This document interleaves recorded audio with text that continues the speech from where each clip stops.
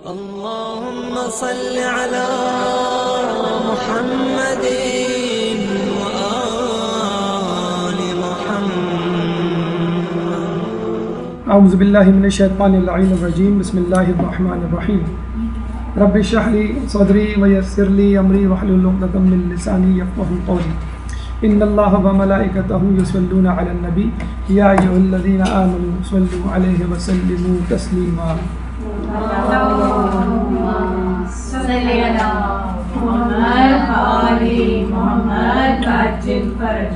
عید مبارک مگر کیسے، یہ ہمارا موضوع ہے.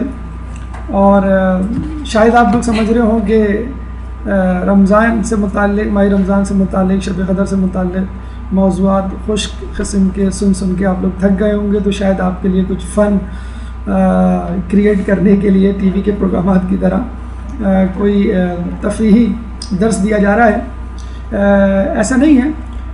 یقیناً یہ آپ نے بھی محسوس کیا ہوگا کہ جب ہم کام کرتے ہیں تو اس کی پلاننگ کرتے ہیں، سنجیدگی سے اس کو لیتے ہیں اور استقامت کے ساتھ اپنے کام کو انجام دیتے ہیں.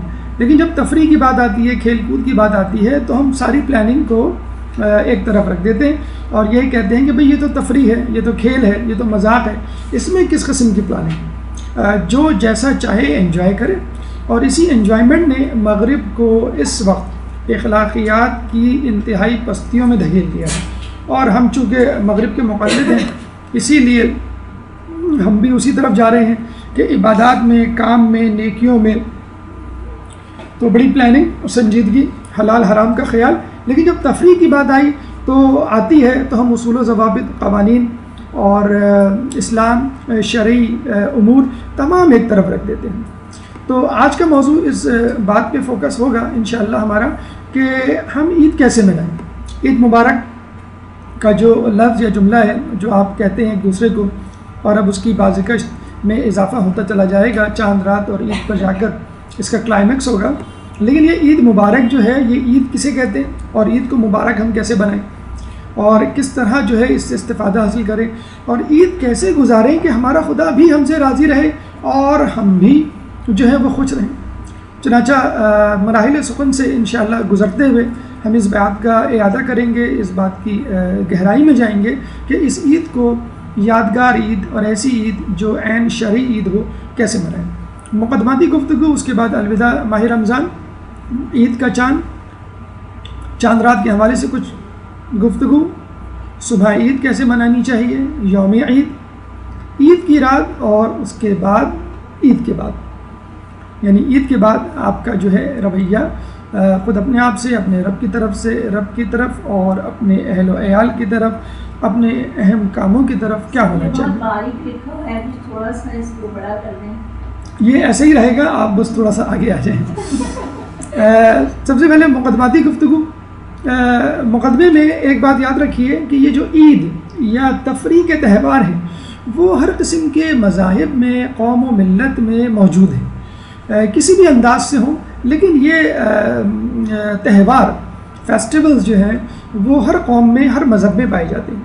مذہبی تہوار کی ہم بات کریں تو ایسٹر اپریل کے مہینے میں منایا جاتا ہے، جو کہ عیسائی افراد لینٹ یعنی 40 دن کا فاقہ کرنے کے بعد آخری ہفتہ، جسے مقدس ہفتہ کہتے ہیں، گڈ فرائیڈے یعنی آخری جمعے کو گڈ فرائیڈے کے نام پر ایک تہوار مناتے ہیں جس کو ایسٹر کہا جاتا ہے، جو کم و بیش کرسمس کی طرح ہے. یعنی جس طرح ہمارے یہاں عید الاضحیٰ اور عید الفطر ہے، اس طرح عیسائیوں میں کرسمس اور ایسٹر ہے. خود کرسمس حضرت عیسیٰ علیہ السلام کا یوم ولادت ہے، جو کہ 25 دسمبر کو منایا جاتا ہے. ہمارے یہاں بھی کچھ لوگ مناتے ہیں اور جب پوچھا جائے تو کہتے ہیں کہ ہم قائد اعظم کا یوم ولادت منا رہے ہیں. دیوالی ہندوؤں کا ایک تہوار ہے، ستمبر سے اکتوبر کے درمیان ہوتا ہے. اس کو دیپ والی کہنا چاہیے، اصل لفظ دیپ والی ہے، جس میں دیپ جلائے جاتے ہیں، چراغوں کی قطار ہوتی ہے. اکثر کوئی بہت بڑا سانحہ ہو جائے تو آپ نے دیکھا ہوگا مغرب میں آج کل ایک فیشن چلا ہوا ہے کہ اس کو جو ہے اگر حسن و ملال کے ساتھ منایا جائے تو دیپ جلا کر منایا جاتا ہے. حقیقت میں ہندوؤں کے ایک بہت بڑے ہیرو تھے راما چندرا، بادشاہ اور جنگجو.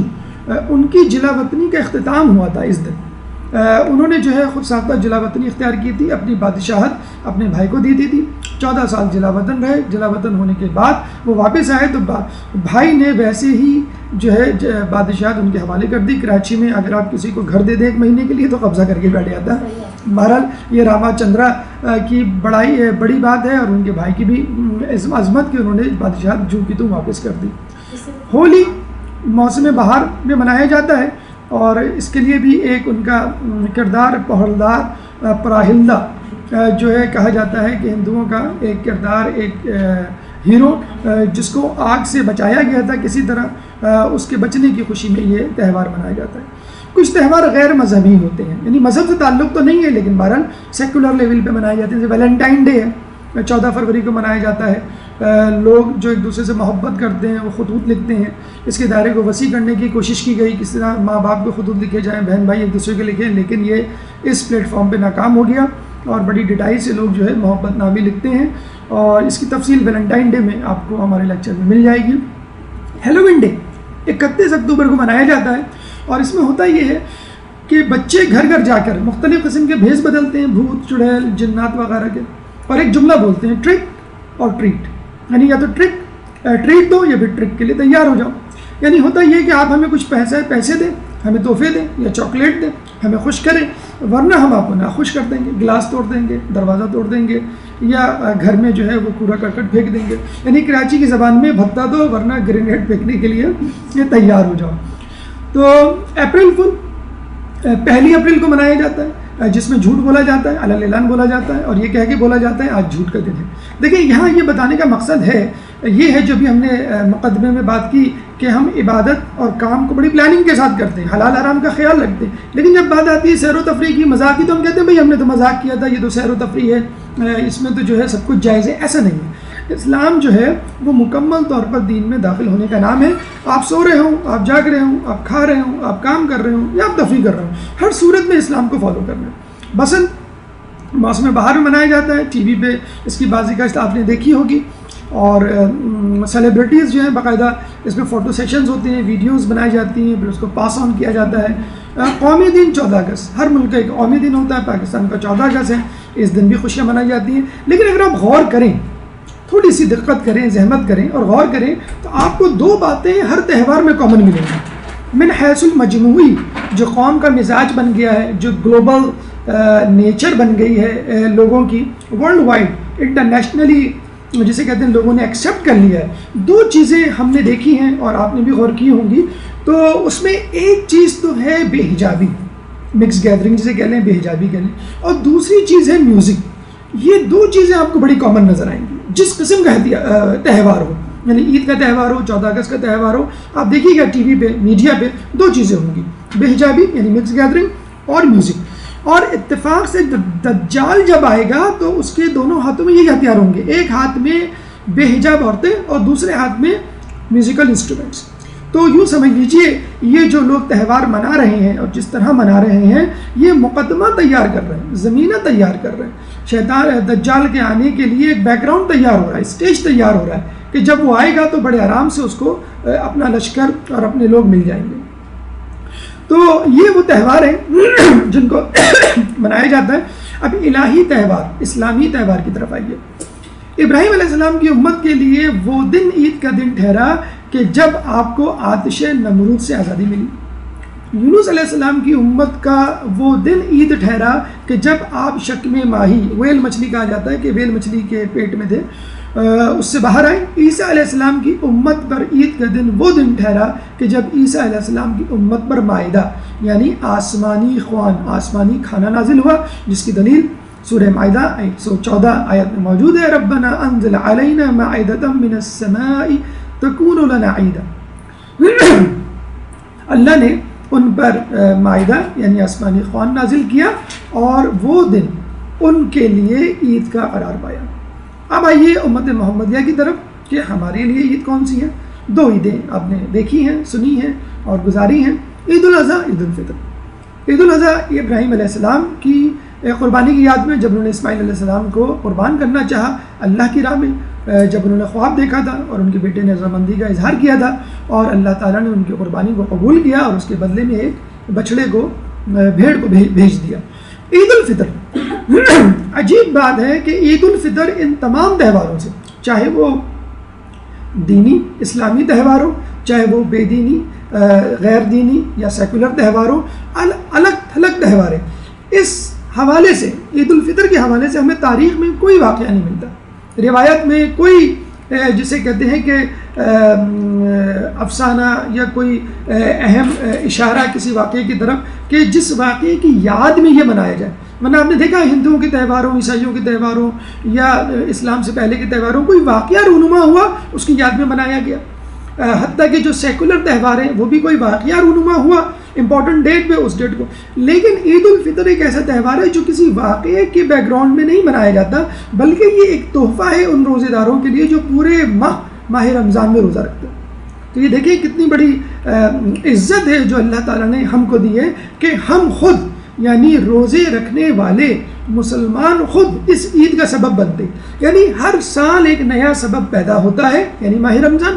ہر سال آپ ماہ رمضان میں روزے رکھتے ہیں اور ہر سال انہی روزوں کی یاد میں، یعنی جو آپ روزے رکھتے ہیں، یہ نہیں کہ اس سے پہلے جن لوگوں نے روزے رکھے، جی نہیں، ان لوگوں نے روزے رکھے تو ان کے لیے عید ہوئی، اب آپ نے روزے رکھے یہ آپ کے لیے عید ہے. تو اس سال اس ماہ رمضان میں جن لوگوں نے روزے رکھے یہ ان کے لیے عید ہے. جتنے روزے رکھے اتنی عید ہے، جتنے خشوع و خضوع سے عبادت کی اتنی ہی خوشی والی ان کے لیے عید ہے.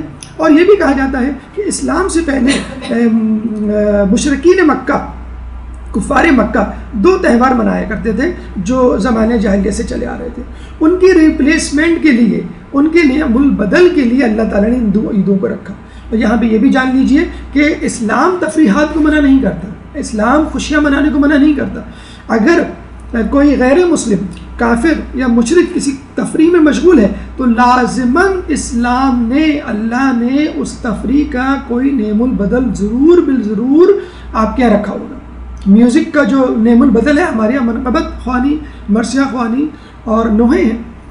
اسی طرح جو کھیل کود ہیں اس کے لیے جو جنگی طریقے ہیں لڑنے کے یا ہتھیار کے، وہ ایک تفریح رکھ دی گئی ہے. ورزش خود ایک تفریح ہے. تو ہر قسم کی ایک چیز کا نعم البدل، چاہے وہ تفریح یا کھیل کود کیوں نہ ہو، اسلام میں موجود ہے. اس کے علاوہ ایڈیشنل عیدیں مومنین کے لیے، علی کی ولایت پہ یقین رکھنے والوں کے لیے، پنجتن سے محبت کرنے والوں کے لیے خصوصی طور پہ ایکسٹرا بونس جسے کہہ دیے ایکسٹرا عیدوں کا اعلان کیا گیا ہے. وہ ہے عید غدیر پر 18 ذی الحج، مولا علی کی ولایت، اور عید مباہلہ جو کہ مباہلہ کے دن پنجتن کی عیسائیوں پر فتح کی خوشی میں منایا جاتا ہے. ایک درود پڑھ دیں محمد والے محمد.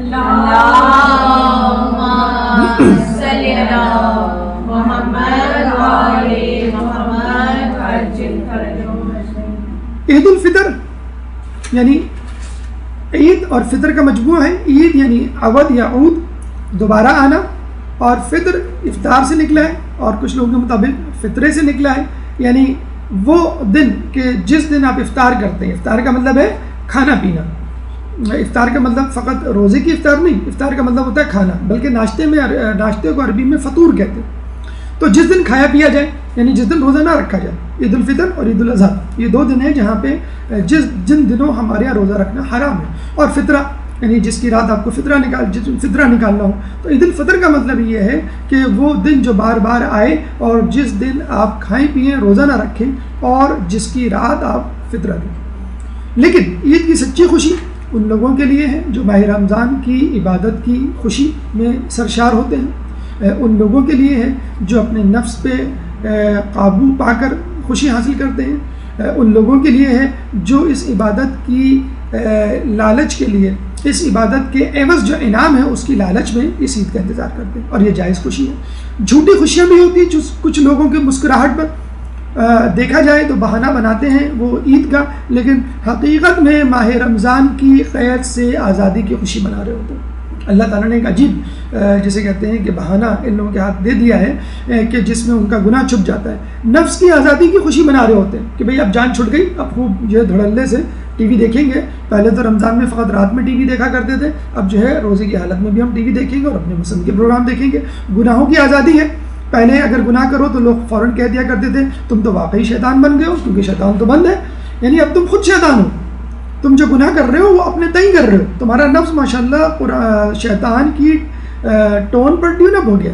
لیکن اب ہم کریں گے تو ہم کہہ سکتے ہیں کہ بھئی ہم نہیں کر رہے، شیطان کروا رہا ہے، اور کچھ لوگوں کو شیطان سے ملنے کی خوشی اور اس کی آزادی کی خوشی ہوتی ہے۔ حقیقی عید کیا ہے؟ مولا فرماتے ہیں کہ عید صرف اس کے لیے ہے کہ جس کے روزوں کو اللہ نے قبول کیا ہو، اس کے قیام کو قدر کی نگاہ سے دیکھا ہو، ہر وہ دن جس میں اللہ کی معصیت نہ کی جائے اس کی عید ہے۔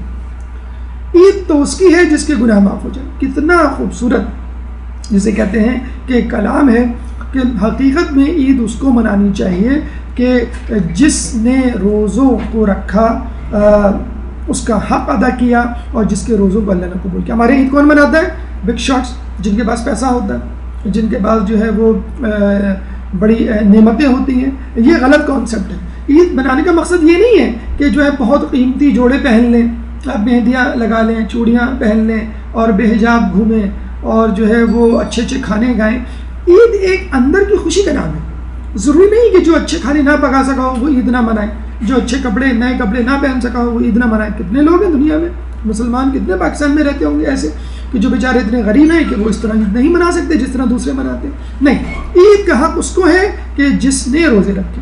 حقیقی عیدی انشاءاللہ اس کو قیامت کے دن ملے گی، لیکن اصل حق اسی شخص کا ہے، چاہے وہ عید کو ظاہری طور پہ نہ منا سکے۔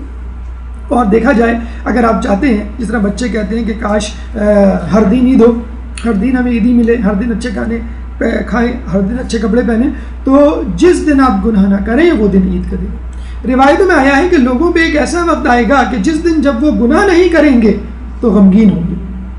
نعوذ باللہ، کتنا عجیب جسے کہتے ہیں کہ منظر ہے۔ اور آج کل ایسا ہے، کم از کم ویکینڈز پہ تو یہ حالت ہو گئی ہے کہ جب ہم ویکینڈز پہ گناہ نہ کریں تو ہمیں مزہ ہی نہیں آتا محفل میں جب تک غیبت نہ کر لیں مزہ ہی نہیں آتا اس محفل میں۔ تو جس دن گناہ نہیں کرے گا اس دن افسوس کرے گا، جس دن یعنی ٹی وی نہ دیکھا آپ کو افسوس ہوتا ہے، جس دن میوزک نہ سنی اس دن افسوس ہوتا ہے، جس دن بے حجابی نہ کی، جس دن لوگوں کی غیبت نہ کی، جس دن آپ یہ تمام کام نہیں کریں گے گناہ، بس وہی عید ہے۔ اگر آپ چاہتے ہیں کہ روزانہ میری عید ہو تو روزانہ گناہوں سے بچیں، انشاءاللہ روزانہ اللہ تعالیٰ آپ کو، اصل دیکھیں خوشی ہوتی ہے دل کی، کپڑوں کی یا کھانوں کی خوشی نہیں ہوتی، ورنہ آپ کو کتنے ایسے لوگ مل جائیں گے جو دل میں غمگین ہوں گے، غم و الم لیے گھوم رہے ہوں گے اور بظاہر بڑے اچھے کپڑے پہنے ہوں گے، بظاہر بڑے اچھے کھانے کھا رہے ہوں گے، لیکن ان کے دل جو ہے وہ غم سے سرشار ہوں گے۔ تو اصل خوشی اللہ اسی کو دیتا ہے کہ جس نے اللہ کی عبادت کی ہو، اور عید تو اس کی ہے جس کے گناہ معاف ہو جائیں۔ اس سے بڑی عید کے دن کیا ہو سکتا ہے؟ اب آئیے مرحلہ وار کہ ہمیں اس عید کو کیسے گزارنا ہے، کیسے پلاننگ کرنی ہے، اور وہ کیا کیا کام انجام دینے ہیں جس کو انجام دے کر حقیقی عید، جس کو ہم منا کر اللہ کو بھی خوش کر سکیں اور اپنے آپ کو بھی خوش کر سکیں۔ ایک درود پڑھ دیں محمد والے۔ اللہم صلی علی محمد و آل محمد۔ الوداع ماہ رمضان۔ دیکھیے، آپ نے نوٹ کیا ہوگا ہمارے گھر میں کوئی مہمان آ جائے اور اس کی تھوڑی دیر بعد، کچھ دیر بعد ایک دوسرا مہمان آ جائے، اندازہ ہو جاتا ہے کہ آپ کے نزدیک اہمیت کس کی ہے۔ دوسرے مہمان کے لیے آپ اچھل کے کھڑے ہوتے ہیں، دروازے تک جاتے ہیں، اس کو بنفس نفیس خود لے کر آتے ہیں، اس کے ساتھ بیٹھتے ہیں، ایک لمحے کے لیے بھی اس سے سامنے نہیں ہٹتے۔ تو جو پہلا والا مہمان ہے وہ جان لیتا ہے کہ میری اس کے سامنے کوئی حیثیت نہیں، جو دوسرا مہمان آیا اس کے لیے تو ایسا تڑپ رہا ہے، ایسا مچل رہا ہے، ایک لمحے کے لیے بھی اس سے غافل نہیں ہے۔ تو بس ہمارے لیے یہی ہے۔ ایک ماہ رمضان ہمارا مہمان تھا جو 30 دن ہمارے ساتھ رہا، اور کس بے رخی سے ہم نے اس کا استقبال کیا۔ سحری میں اٹھتے تھے تو منہ بنا کر، افطار پہ بیٹھتے تھے تو منہ لٹکا کر، مسجدوں میں جا رہے ہیں تو پسینہ پوچھتے ہوئے پریشان ہو کے کب واپسی ہوگی، جوشن کبیر پڑھ رہے ہیں تو بار بار ولق پلٹ رہے ہیں کب ختم ہوگی۔ مولانا صاحب نے اس دفعہ جو ہے بہت سلو پڑھا لی۔ تو آپ اپنا رویہ دیکھیں 30 دنوں میں، اور عید کی چاند رات، مطلب ماہ رمضان بھی کہتا ہوگا کہ میں 30 دن رہا اور تو نے میرے ساتھ اس خوش نمائی سے، اس خوش دلی سے جو ہے میری مہمان نوازی نہیں کی، ضیافت نہیں کی جس طرح تو اس کی کر رہا ہے۔ ٹھیک ہے، عید کی بھی کرنی چاہیے، لیکن حقیقت میں ماہ رمضان کی وجہ سے آپ کو عید نصیب ہوئی ہے، ماہ رمضان کی وجہ سے آپ کو عید ملی ہے، ماہ رمضان کے روزوں کی وجہ سے عید کی سوئیاں آپ کو نصیب ہوئی ہیں۔ تو پہلے عید کو ریسیو کرنے سے پہلے ماہ رمضان کو سی آف کریں، اس طرح سی آف کریں کہ لگے کہ آپ کو اس کے جانے کا غم ہے۔ جیسے کچھ لوگ مہمان ہوتے ہیں، اچھا ہم جا رہے ہیں، اچھا ٹھیک ہے، تو کتنا عجیب سا لگتا ہے کہ انہوں نے کہا ہم جا رہے ہیں، آپ نے کہا اچھا ٹھیک ہے، مطلب جب تک آپ یہ جملہ نہ بولے نہیں ابھی کیا ضرورت ہے ذرا بیٹھے تھوڑی دیر, ابھی وقتی کیا ہوا ہے, جب تک یہ جملہ نہ بولے اس وقت تک جو ہے اس کو یقینی نہیں ہوتا کہ آپ کو واقعی اس سے محبت ہے. اگر آپ نے کہہ دیا ہاں ٹھیک ہے, جیسے ہی وہ اٹھا آپ فوراً اٹھ گئے, بلکہ اس سے زیادہ تیزی اور حرکت سے اٹھے آپ, تو اس کا مطلب ہے کہ آپ کو اس کی مہمان کی کوئی عزت و وقت نہیں. الوداع, وداع نکلا ہے لفظ راحت اور سکون سے, اور مسافر کو جو ہم الوداع کہتے ہیں اس کا مطلب کیا ہوا کہ ہم مسافر کے لیے دعائے عافیت چاہتے ہیں اور اس کا دوبارہ پلٹ آنا چاہتے ہیں, اس سے اپنی دلی وابستگی کا اظہار کرتے ہیں اور یہ ظاہر کرتے ہیں کہ تمہاری جدائی ہمارے لیے شاق ہے. جیسے کوئی پردیسی جا رہا ہوتا ہے اور جو ہے آپ اس کو کوئی تحفہ دے رہے ہوتے ہیں کہ یہ اپنے ساتھ رکھنا اور ہمیں یاد رکھنا, تو بالکل اسی طرح آپ کو ماہ رمضان کو الوداع کرنا ہے کہ 1 سال بعد دوبارہ ملاقات ہوگی, اگر ہوئی اللہ تعالیٰ نے توفیق دی انشاءاللہ, ورنہ 1 سال تک جو ہے اب ہماری آپ کی ملاقات نہیں ہوگی. کہا سنا معاف, اگر کوئی غلطی ہو تو اس کو معاف کر دیجئے گا, کوئی کوتاہی ہو تو اس سے صرف نظر کیجیے گا. رسول کی دعا کیا تھی ماہ رمضان کو سی آف کرتے ہوئے؟ اے اللہ اسے ہمارے روزوں کا آخری زمانہ نہ قرار دے, اور اگر تو نے قرار دیا ہے تو ہمیں اپنی رحمت سے محروم نہ کر. کہتے ہیں کہ جو شخص یہ کلمات کہے گا تو وہ 2 خوبیوں میں سے خوبی کو ضرور پائے گا, یا تو آئندہ کا ماہ رمضان اسے نصیب ہوگا یا اللہ کی مغفرت رحمت اس کی شامل حال ہوگی. ایک اسٹوڈنٹ ایگزام دیتا ہے اور پھر کہتا ہے اللہ سے دعا کرتا ہے اللہ اس امتحان میں پاس کر دے, اگر نہیں پاس کر سکتا تو کم از کم ایک اور موقع دے دے کہ اس امتحان کو پاس کر لوں. اسی طرح اے اللہ ہمارے روزوں کو قبول فرما, ہماری عبادتوں کو قبول فرما, اور اگر نہیں قبول فرمائی تو ہمیں اگلا چانس, ایک اور چانس دے دے, ایک اور ماہ رمضان دے دے, تاکہ ہم دوبارہ سے اچھی طرح محنت کر کے اپنے گناہوں کو بخشوا سکیں. چوتھے امام زین العابدین علیہ السلام کی دعا, اللہم صلی علی محمد و آل محمد. صحیفہ کاملہ میں 45ویں دعا امام کی, تجھ پر سلام اے وہ ہمدم جو انس و دل بستگی کا سامان لیے ہوئے آیا, تو شادمانی کا سبب ہوا اور واپس گیا تو وحشت بڑھا کر غمگین بنا گیا. تجھ پر سلام, تو گنہگاروں کے لیے کتنا طویل اور مومنوں کے دلوں میں کتنا پرہیبت. کہتے ہیں نا اکثر لوگ جیسے ٹھنڈی آ بھر کے ماشاءاللہ 24 روزے ہو گئے, پتہ ہی نہیں چلا رمضان کہاں چلا گیا, بل انشاءاللہ باقی 6 روزے بھی گزر جائیں گے, آپ فکر نہ کریں. تو یہ تو افسوس کا مقام ہے جو آپ کہہ رہے ہیں کہ جو روزے گزر گئے, بڑی جلدی گزر گئے اور باقی بھی گزر ہی جائیں گے. یہ کوئی مصیبت نہیں ہے, آپ کو تو افسوس ہونا چاہیے کہ ماہ رمضان ذرا آہستہ آہستہ گزر. بہت ساری باتیں کرنی ہیں ہمیں, تو اس سے بہت سارے گناہ بخشوانے ہیں, بہت ساری عبادتیں ہمیں کرنی ہیں. تو گناہ گاروں کے لیے طویل ہے, وہ چاہتا ہے کہ بس جلدی سے گزر جائے کسی طرح, اور مومنوں کے لیے کتنا پرہیبت. مومن بیچارہ پریشان ہوتا ہے کہ میں جو ہوں وہ اس بات کی خوشی مناؤں کہ اللہ نے مجھے توفیق دی ماہ رمضان کو پانے کی اور اس میں عبادت کرنے کی, یا افسوس کروں اس کے نکل جانے کی, یا اس کوتاہی کی وجہ سے جو میں نے اس مہینے میں روا رکھی. عید کا چاند عموماً ویسے تو ہم افطار میں جلدی کرتے ہی ہیں اور افطار کی طرف بھاگتے ہیں, لیکن ذرا اس آخری روزے میں جب اگر احتمال ہو کہ آخری ہوگا, تھوڑی سی ہم دقت کر لیں, افطاری میں سے تھوڑا سا ٹائم نکال کر ہم عید کے چاند کے لیے دے دیں. تو یہ بھی ایک اہم ترین مستحبات میں سے ہے. کہا یہ جاتا ہے کہ ماہ رمضان کے چاند کے لیے ہاتھوں سے اشارہ نہ کیا جائے. ہم اکثر کہتے ہیں نا وہ دیکھو وہاں پہ ہے چاند, ایسے نہیں, بلکہ زبان سے بتا دیا جائے کہ دیکھو درخت کے اوپر یا چھت کے دائیں طرف وغیرہ ہاتھوں کو بلند کیا جائے, روبہ قبلہ کھڑا ہوا جائے. اگر فرض کر لیں چاند آپ کے سامنے ہے اور قبلہ دائیں طرف, تو آپ دائیں طرف مڑ جائیں, قبلے کی طرف دعا کریں. ہاں وہ کلمات جو کہ چاند سے مخاطب کر کے امام نے کہے تھے, آپ وہ کلمات مڑ کر چاند کی طرف کہہ سکتے ہیں. جس جگہ چاند کو دیکھے وہیں دعا پڑھے, بازار میں ہو, سڑک پہ ہو, کسی راہ گزر میں ہو, گھر میں ہو, گھر کی چھت پر ہو, جہاں ہو وہیں رک جائے. جیسے کہتے ہیں نا کہ ایک ہیبت طاری ہو جانے والی کیفیت ہو کہ آپ دیکھ کے بالکل ششدر رہ گئے ہوں. ایک ہیبت کی کیفیت ہے, ایک حیرت کی کیفیت ہے, ایک خوشی کی کیفیت ہے.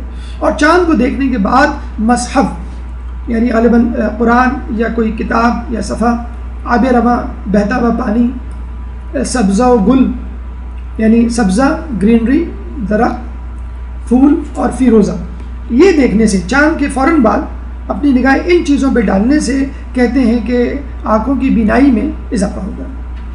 43ویں دعا آپ لوگوں سے گزارش ہے کہ صحیفہ کاملہ انشاءاللہ امید ہے آپ تمام گھر میں، آپ کے تمام گھروں میں ہوگی۔ یہ جو دعائیں ابھی ہم نے بتائی 45ویں دعا اور 43ویں دعا الوداع ماہ رمضان اور رؤیت ہلال کی، یہ ضرور کم از کم ایک مرتبہ پڑھیں اور ترجمے سے ضرور پڑھیں، پہلے ترجمے سے پڑھیں پھر اس کی عربی پڑھیں، تو یقین کیجئے آپ کے ایمان کی حرارت میں اتنا اضافہ ہوگا، اور آپ یہ دیکھیں گے کہ ہمارے امام کس طرح چاہے غم ہو یا خوشی ہو اللہ کو یاد کیا کرتے تھے۔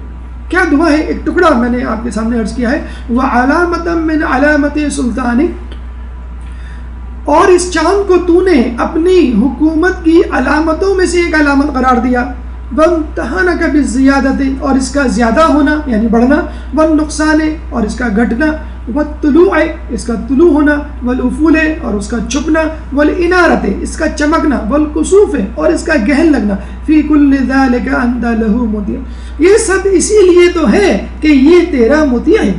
جب چاند گھٹنے میں، بڑھنے میں، طلوع ہونے میں، غروب ہونے میں اللہ کا مطیع ہے، تو انسان زندگی کے نشیب و فراز میں، امیری اور غریبی میں، اچھے اور برے وقتوں میں اللہ تعالیٰ کو کیوں نہیں یاد کرتا، اللہ تعالیٰ کا مطیع کیوں نہیں ہوتا، غربت میں کیوں کفرانہ کلمے جو ہے وہ بول جاتا ہے، امیری میں کیوں گھمنڈ اور تکبر کا شکار ہو کے اللہ کو بھول جاتا ہے۔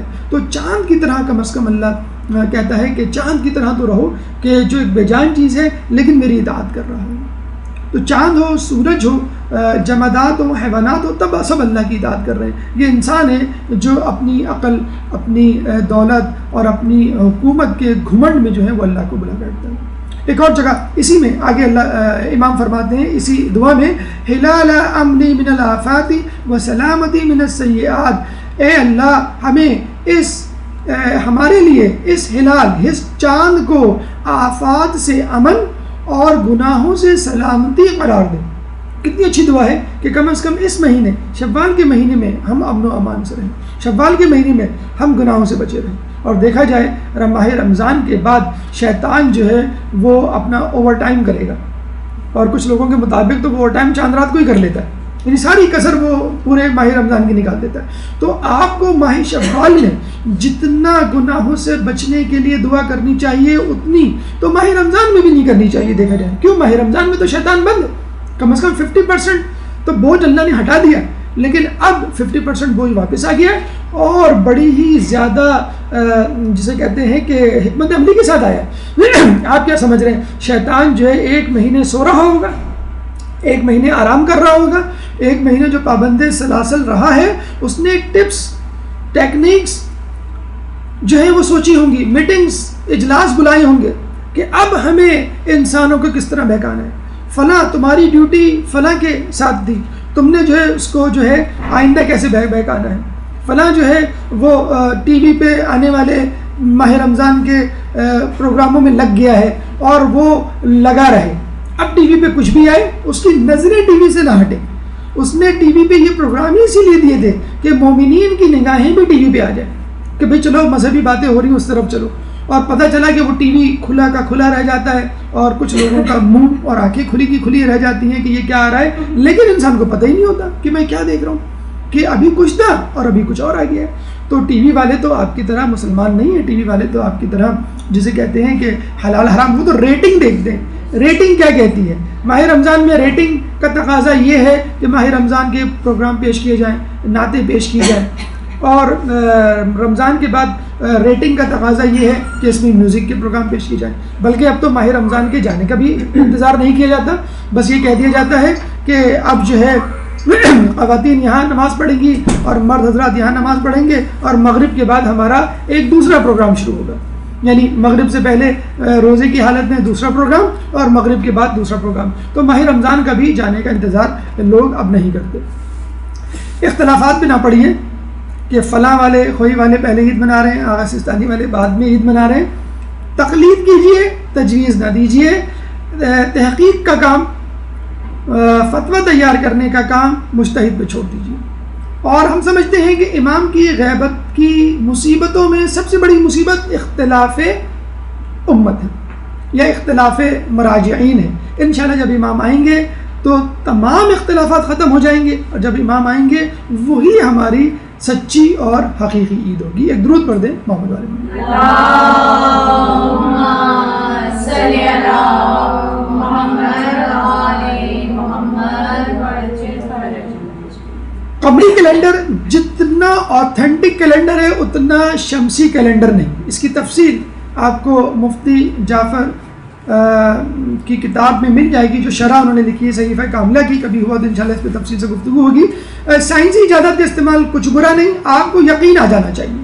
بہت زیادہ پریشانی اور کنفیوژن کا شکار نہ ہو. اگر آپ کو یقین آ گیا کہ چاند ہو گیا تو ٹھیک ہے، چاہے آپ اینک لگا کے دیکھیں، چاہے ٹیلیسکوپ لگا کے دیکھیں، یا کسی سے سن کر اس پہ یقین کر لیں.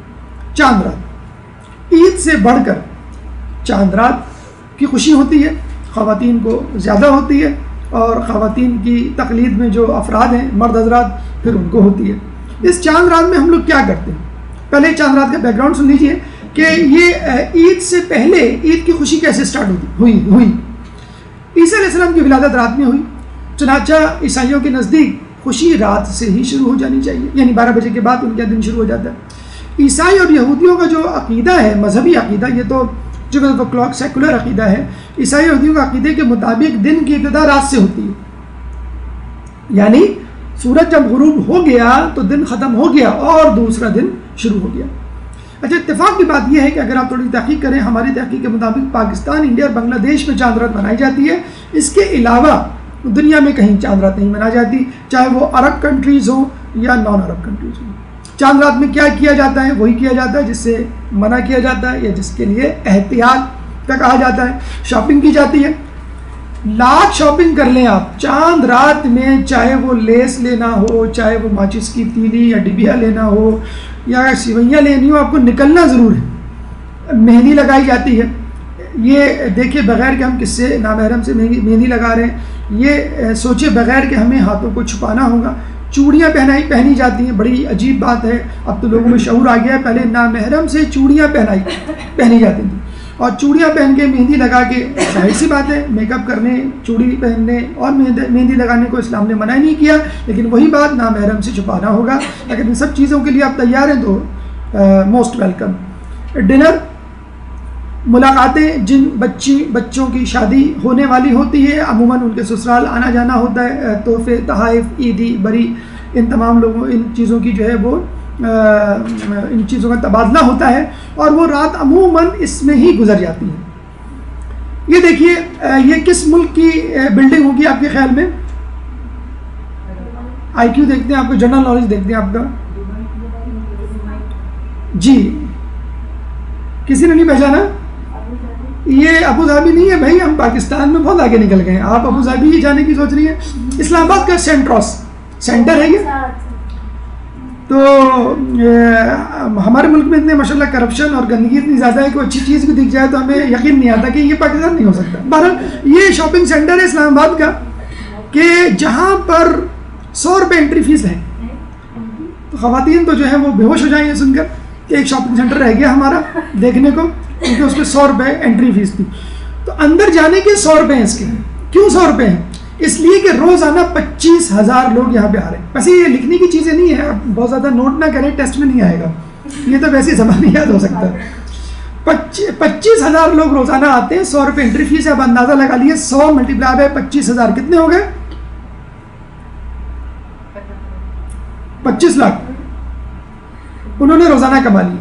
15 رمضان کے بعد یہ تعداد 50,000 ہو جائے گی. 50,000 لوگ روزانہ، آپ اندازہ لگا لیں روزے محشر کا دن ہوگا کہ نہیں ہوگا.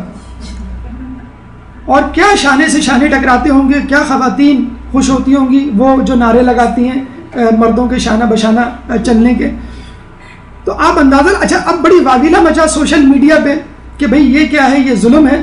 اس پہ نہیں واویلا مچا کہ بھئی لوگوں مسجدوں کو گرماؤ، مسجدوں میں مجمع پیدا کرو، یہاں کہاں جا رہے ہو. اس پہ شور مچا کہ بھئی 100 روپے بند کیے جائیں. تب انہوں نے یہ کہا کہ 100 روپے ہم ایڈجسٹ کر دیں گے، آپ آگے جو ہے وہ ایک چھولے کی چاٹ کھا لیے گا تو وہ 100 روپے فرض کر لیں آپ کے ایڈجسٹ ہو گئے، لیکن وہ 100 روپے واپس نہیں کریں گے. تو اب آپ دیکھیے مسجدوں میں کوئی انٹری فیس نہیں ہوتی، کلبس میں ممبرشپ ملتی نہیں ہے. کراچی میں کسی بھی کلب میں چلے جائیں آپ، جیم خانہ کلب، کراچی کلب، کسی بھی کلب نہیں ملے گی آپ کو. مسجدوں میں ممبرشپ نہیں ہے، آپ روزانہ گزرتے ہیں انڈے لینے، دہی لینے، آفس کے لیے، شاپنگ کے لیے، کتنی مرتبہ ہم مسجدوں میں جاتے ہیں. مسجدوں میں جو ہے وہ تعداد کم ہو رہی ہے اور شاپنگ سینٹر میں بڑھ رہی ہے. ابھی یہی بات ہو رہی تھی شاید کہ لڑکیاں کم ہیں اور ان کے لیے ٹرانسپورٹ کیسی چلائی جائے، جتنی انتظامیہ ہے مدرسے کی اس سے کم لڑکیاں کلاس میں. بہرحال جو لڑکیاں ہیں یا طالبات جو بیٹھی ہوئی ہیں ان کی عظمت کو ہم سلام کریں گے کہ 23ویں شب کو جاگنے کے باوجود آپ یہاں پر آئے. آپ اپنی توفیقات کے لیے خود ایک بلند ترین صلوات پڑھ دیجیے.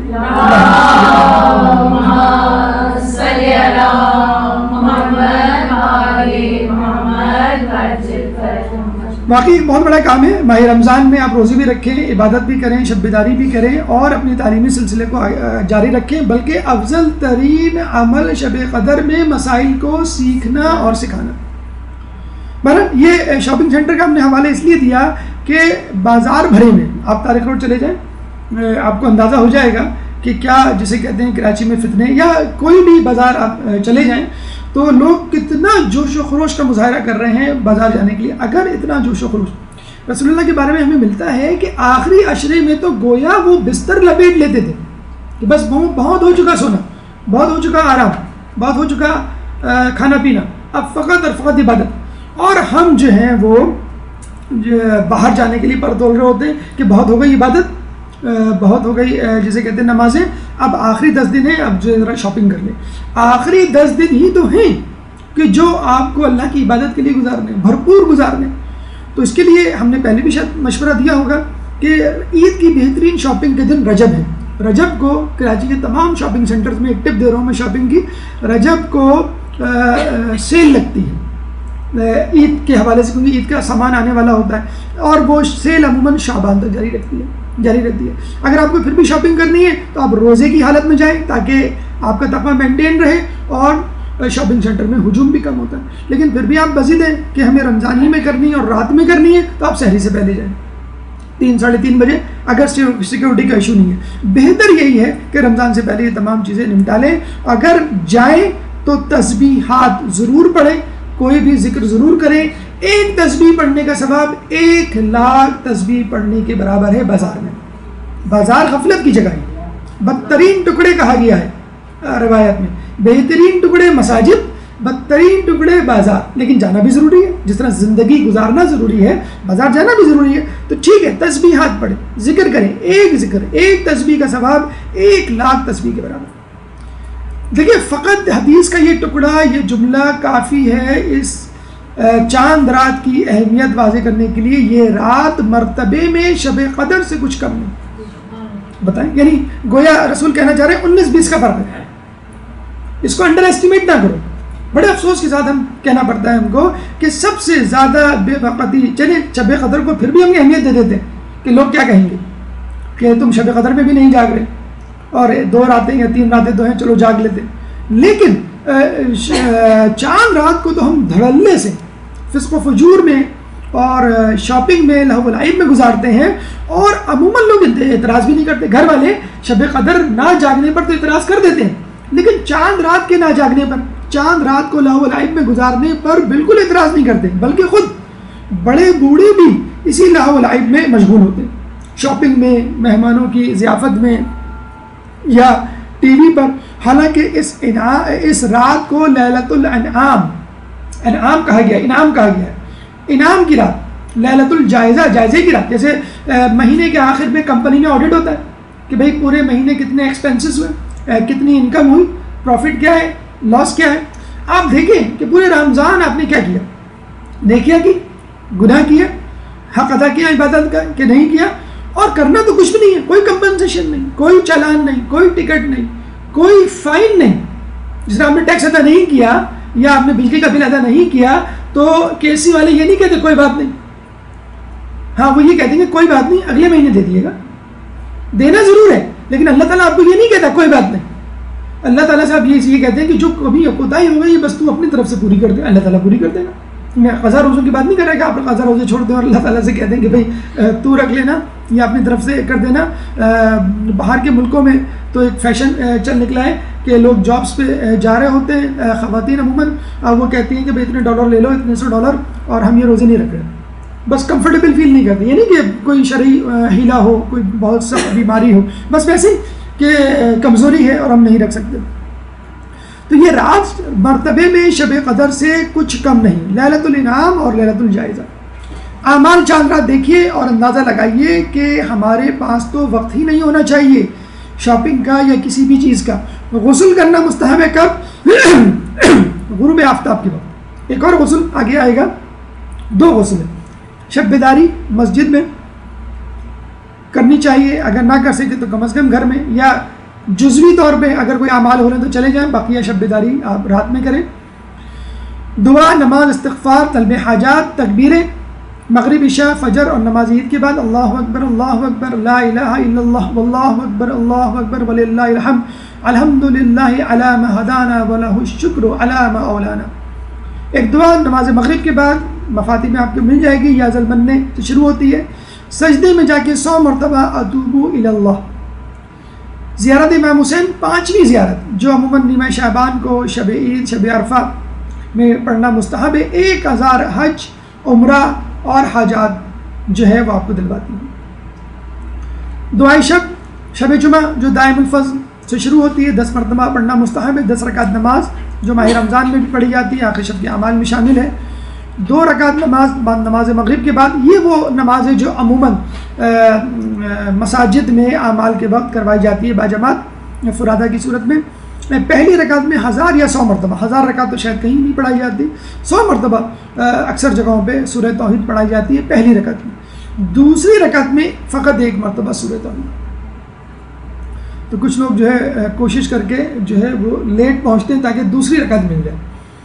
تو بہرحال 100 دفعہ توحید آپ کو پہلی رکعت میں، دوسری رکعت میں 1 مرتبہ، بعد نماز سجدے میں جا کر 200 مرتبہ اتوب الی اللہ کہنا ہے. اس کے بعد دعا یا ذلمنے، اس کے بعد اپنی حاجات کو طلب کرنا. یہ تمام تفصیلیں آپ کو مفاتیح میں مل جائے گی. صرف توجہ کے لیے مولا کی دعا ہے. آپ دیکھیے کیا خوبصورت ترجمہ ہے، کیا معرفت ہے. اس خدا کے حق کی قسم کہ جس کے قبضہ قدرت میں میری جان ہے، جو بھی شخص یہ نماز پڑھ کر خدا سے اپنی کوئی حاجت طلب کرے گا تو وہ یقیناً پوری ہوگی، اور اس کے گناہ اگر ریت کے ذرات کے برابر ہوں تو بھی معاف کر دیے جائیں گے. دیکھیں آپ نے دیکھا ہوگا نا کہ چراغ بجھنے سے پہلے ایک دم سے اس کی لو تیز ہوتی ہے. تو حقیقت میں مومن کو بھی ایسا ہونا چاہیے کہ ماہ رمضان کے گزرتے گزرتے ایک دم سے تیزی آ جائے. ارے رمضان گزر رہا ہے، میں کچھ کر لوں. جیسے آپ نے دیکھا ہوگا نا کوئی مہمان جاتا ہے تو جاتے جاتے آپ دوبارہ اس کو گلے لگاتے ہیں، بھیج کے گلے لگاتے ہیں، پیار کرتے ہیں، اور جو ہے وہ اس کو یاد دلاتے ہیں بار بار کہ بھئی ہمیں یاد رکھنا، ہمیں بھلا مت دینا. تو یہ بالکل وہی کیفیت ہے مومن کی. ماہ رمضان جا رہا ہے، جاتے جاتے آپ اس کو گلے لگا رہے ہیں کہ دیکھو ہمیں بھول نہ جانا، دوبارہ ضرور آنا، اور ہم نے جو کوتاہی کی ہے تمہارے حق میں اس کوتاہی کو جو ہے بھول جانا، اور ہمیں جو ہے وہ یاد رکھنا. اس کے علاوہ 14 رکعت نماز ہے. ہر رکعت میں الحمد کے بعد آیت الکرسی اور 3 مرتبہ سورہ توحید. کہتے ہیں ہر رکعت کے بدلے جو یہ شخص یہ نماز پڑھے، ہر رکعت کے بدلے 40 سال کی عبادت ملتی ہے، اور ماہ رمضان کے پورے روزے اور عبادت. دیکھیں ہم نے شاید ایک درس بھی دیا تھا کہ ماہ رمضان کے بعد ماہ رمضان کے اعمال کیسے جاری رکھیں. تو سورہ قدر ہے مثلا، آپ پڑھیں، آپ کو ماہ رمضان کے روزوں کا ثواب، شب قدر میں جاگنے کا ثواب. اعتکاف کا ثواب کیسے لیں؟ نامناسب بات، خلاف مزاج بات پر صبر کرنا عمر بھر کے اعتکاف کے برابر، عمر بھر کا اعتکاف کا ثواب آپ کو ملتا ہے. تو اب دیکھیں 2 رکعت نماز ہے، ماہ رمضان کے پورے روزے اور عبادت کا ثواب ملتا ہے. کون سے روزے، کون سی عبادت؟ مقبول روزے، مقبول عبادت کا سبب. آپ جو روزے گزارے، آپ نے جو عبادت کی، آپ شور نہیں ہیں پتنی عبادت قبول ہو کہ نہ ہو. پھر ایک دوسرا غسل ہے جو آخری شب بجا لانا چاہیے. ہم بڑے اس سے جو ہے وہ عید کے کپڑے پہننے سے غسل کرتے ہیں، اس سے پہلے 2 غسل ہیں رات ہی میں. آخری شب فجر سے پہلے مصلی عبادت پر صبح صادق تک رہے، فجر تک رہے. ہم بلا شبہ جاگتے ہیں لیکن کسی اور نیت سے، بلا شبہ جاگتے ہیں کسی اور لہو و لعب میں مشغول ہو کر، حالانکہ پوری رات جاگنا اس چاند رات کو مستحب ہے، اور شب قدر کی طرح اس کو اہمیت دینی چاہیے. یہ 2 آپشنز ہیں آپ کے سامنے، ایک ہماری چاند رات، ایک الہی چاند رات. ہماری چاند رات گناہوں کا انبار، الہی چاند رات نیکیوں کا پہاڑ، ہماری چاند رات مہندی لگے ہاتھ، الہی چاند رات دعاؤں میں اٹھے ہاتھ، ہماری چاند رات دکانوں پہ لڑکھڑاتے ہوئے قدم، الہی چاند رات مصلے پر جمے ہوئے قدم، ہماری چاند رات نظروں کی خیانت، الہی چاند رات نظروں کی حفاظت۔ دیکھیں اللہ تعالیٰ نے گویا چاند رات میں اتنے اعمال، اتنی فضیلتیں رکھ کر مومن کو اور زیادہ چوکنا کر دیا ہے کہ دیکھو اب تک تو تم محتاط رہے، یہ مت سمجھ لینا کہ بس اب چاند رات آ گئی اب کوئی ضرورت نہیں ہے مجھے عبادت کی، نہیں، اب تو اور زیادہ محتاط رہنا ہے، اب تو اور زیادہ عبادت کرنی ہے، ایکسٹرا عبادت کرنی ہے۔ فقط روزے کی رعایت دے رہا ہوں میں، ورنہ تو نمازیں بھی ایکسٹرا پڑھنی ہے، ذکر بھی ایکسٹرا کرنے اور اللہ کی طرف توجہ بھی ایکسٹرا ہونی چاہیے۔ چوتھا قدم یا چوتھا مرحلہ کہ صبح عید ہم کیسے گزاریں۔ ایک درود پڑھ دیں محمد والے محمد۔ اللہم صلی علی محمد و آل محمد۔ تکبیریں جو ابھی بتائی گئی نماز فجر کے بعد آپ کو ادا کرنی ہے، نماز عید کی طرف جاتے ہوئے واپسی میں۔ حدیث میں کہ اپنی عیدوں کو تکبیروں سے زینت دو، اپنی عیدوں کو تحلیل، تکبیر، تحمید اور تقدیس سے زینت دو، یہ جو آپ کو بتائی گئی تکبیر۔ نماز فجر کے بعد اور نماز عید کے بعد دعا آپ مانگیں، اللہم انی توجہت الیک بمحمد، یہ آپ کو مفاتیح میں مل جائے گی پوری دعا۔ فطرے کی ادائیگی نہ بھولیں، اس کی تفصیل آپ کو دیگر اساتذہ اپنے دروس میں بتا چکے ہوں گے، اور عید الفطر نام ہی جیسے ہم نے بتایا کہ فطرے کی مناسبت سے غسل طلوع آفتاب، طلوع فجر سے نماز عید کے دوران، تو 3 غسل ہو گئے، ایک شروع کا غسل، ایک آخری پہر کا رات کا، اور ایک طلوع فجر کے بعد۔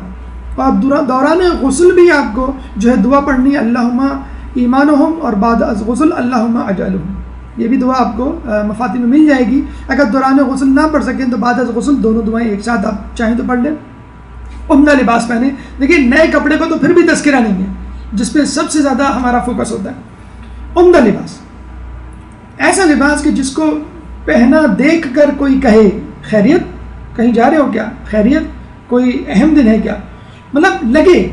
ہم کیا جملہ بولتے ہیں، ارے عید تو بچوں کی ہوتی ہے، اب ہماری عید کی کہاں دن رہا۔ ارے بھائی اگر آپ مومن ہیں تو عید ہے آپ کے لیے، اگر آپ نے ماہ رمضان کے روزے رکھے تو عید ہے، اس میں بچپنے کی اور جوانی کی کیا بات، جس نے عبادت کی اس کے لیے عید ہے۔ افطار یعنی وہ ماہ رمضان والی افطار نہیں، جیسے ہم نے آپ کو بتایا ناشتے کو عربی میں فطور یا افطار کہتے ہیں، افطار ضرور کرنی ہے۔ اچھا اللہ تعالیٰ نے دیکھیں کتنی کنڈیشن لگا دی ہے کہ نماز عید سے پہلے don't try to be smart, اللہ میں ہم کو روزے کی عادت ہو گئی ہے، بس ہم نہیں رک سکتے، اب تو ہمیں روزہ رکھنا ہے، اب ہم جو ہے ماہ رمضان کے بعد بھی روزہ رکھیں گے اور عمر بھر روزہ رکھیں گے، نہیں، اللہ تعالیٰ کہتا ہے کہ 30 روزے، اس کے بعد حرام، اس کے بعد مرضی تمہاری، اور 4 کے بعد چاہو تو دوبارہ رکھ لو مستحب روزے۔ لیکن جب اللہ تعالیٰ نے ایک چیز کہہ دی ہے جی، عادت، مزاج، طبیعت، میرا ذہن، میرا دل، یہ کوئی معنی نہیں رکھتا اسلام میں۔ ان صلاتی و نسکی و محیایا و مماتی للہ رب العالمین، ہر جگہ ہر وقت جیسا کہا جائے، جو کہا جائے۔ آپ کو کہا گیا روزے فرض ہیں، مستحب بھی نہیں رکھ سکتے، کوئی اور قضا روزہ بھی نہیں رکھ سکتے ماہ رمضان میں، اور ایک دم سے کہہ دیا کیا ماہ رمضان تو کیا کوئی روزہ نہیں رکھ سکتے تم اس عید کے دن۔ یہ ہے اللہ تعالیٰ کی عبادت۔ جو شیطان نے کہا تھا نا کہ مجھے آدم کے ایک سجدے سے باز رکھ، ایسی عبادت کروں گا کہ کسی نے نہ کی ہوگی۔ اللہ کے پاس نعوذ باللہ من ذالک اچھی اپورچونٹی تھی، کروا دیتا اپنی عبادت، موقع دے دیتا ایک شیطان کو، اور پھر فخر سے کہتا دیکھو کسی نے ایسی عبادت نہیں کی۔ اللہ نے کیا کہا، مجھے تیری بنائی ہوئی عبادت نہیں چاہیے، اپنی بنائی ہوئی عبادت چاہیے۔ تو ماہ رمضان میں آپ جتنے ہی قرآن ختم کریں نمازوں میں بلند آواز سے، اور یہ کہیں کہ یہ اللہ کی عبادت، اللہ کی عبادت نہیں، تو جو عبادت اللہ کی ہے وہی عبادت اللہ کی ہے، ہماری اپنی بنائی ہوئی عبادت اللہ کو نہیں چاہیے۔ تو یہ افطار یا فطور یا ناشتہ جو ہے کسی میٹھی چیز سے ہونا چاہیے۔ اب تو ماشاءاللہ ڈائبٹیز والوں کے لیے بھی شوگر فری مٹھائیاں دستیاب ہیں، وہ اس سے جو ہے منہ میٹھا کر سکتے ہیں۔ دعا حمزہ شمالی اگر آپ پڑھ سکیں تو ضرور پڑھیے، عید الفطر، عید الاضحیٰ اور جمعے کے دن اس کا پڑھنا مستحب ہے۔ ایک اور دعا اللہم من تحیا فی سے شروع ہوتی ہے، مفاتیح میں مذکور ہے۔ نماز عید ماشاءاللہ سب پڑھتے ہیں، اکثر لوگ بلکہ وہ لوگ بھی پڑھتے ہیں جو پورے سال عبادت نہیں کرتے. واجب سے زیادہ روایتوں میں آیا ہے کہ ایک زمانہ آئے گا لوگوں پہ واجب سے زیادہ مستحبات کی فکر کریں گے. تو یہ وہی زمانہ ہے کہ آپ نے جو ہے وہ 5 وقتہ نمازیں نہیں پڑھی, جمعے کی ضرور پڑھی یا 5 وقتہ نمازیں نہیں پڑھی, عید کی ضرور پڑھنی ہے. لیکن بہرحال پڑھنی چاہیے, اور جو لوگ پڑھتے ہیں ان کو اس کا ثواب ملے گا. پہلی رکعت میں سورہ اعلیٰ, اللہم صلی علی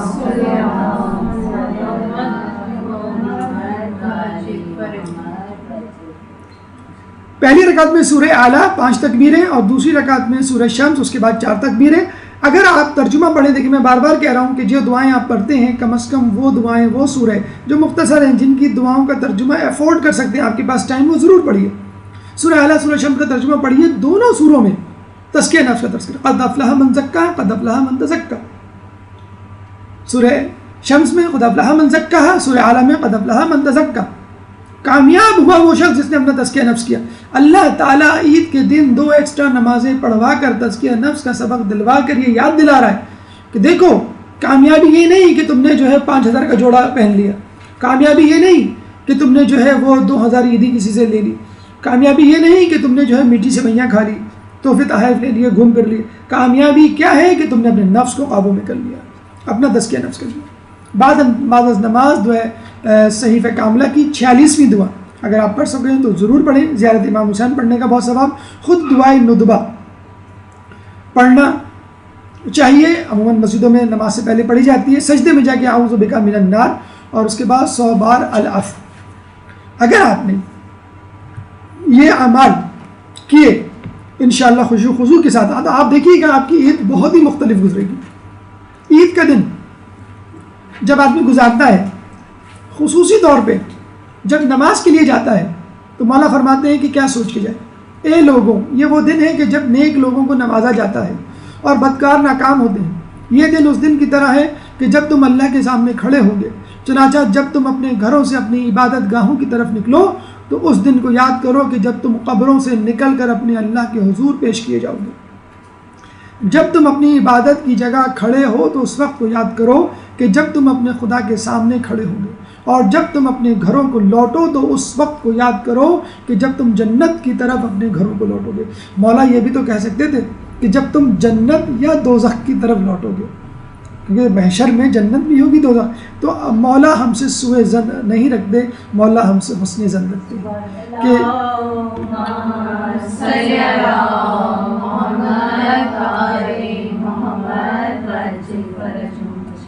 بدبخت بد نصیب شقی القلب ہے وہ شخص جو مولا کے اس حسن ظن کو صحیح ثابت نہ کرے.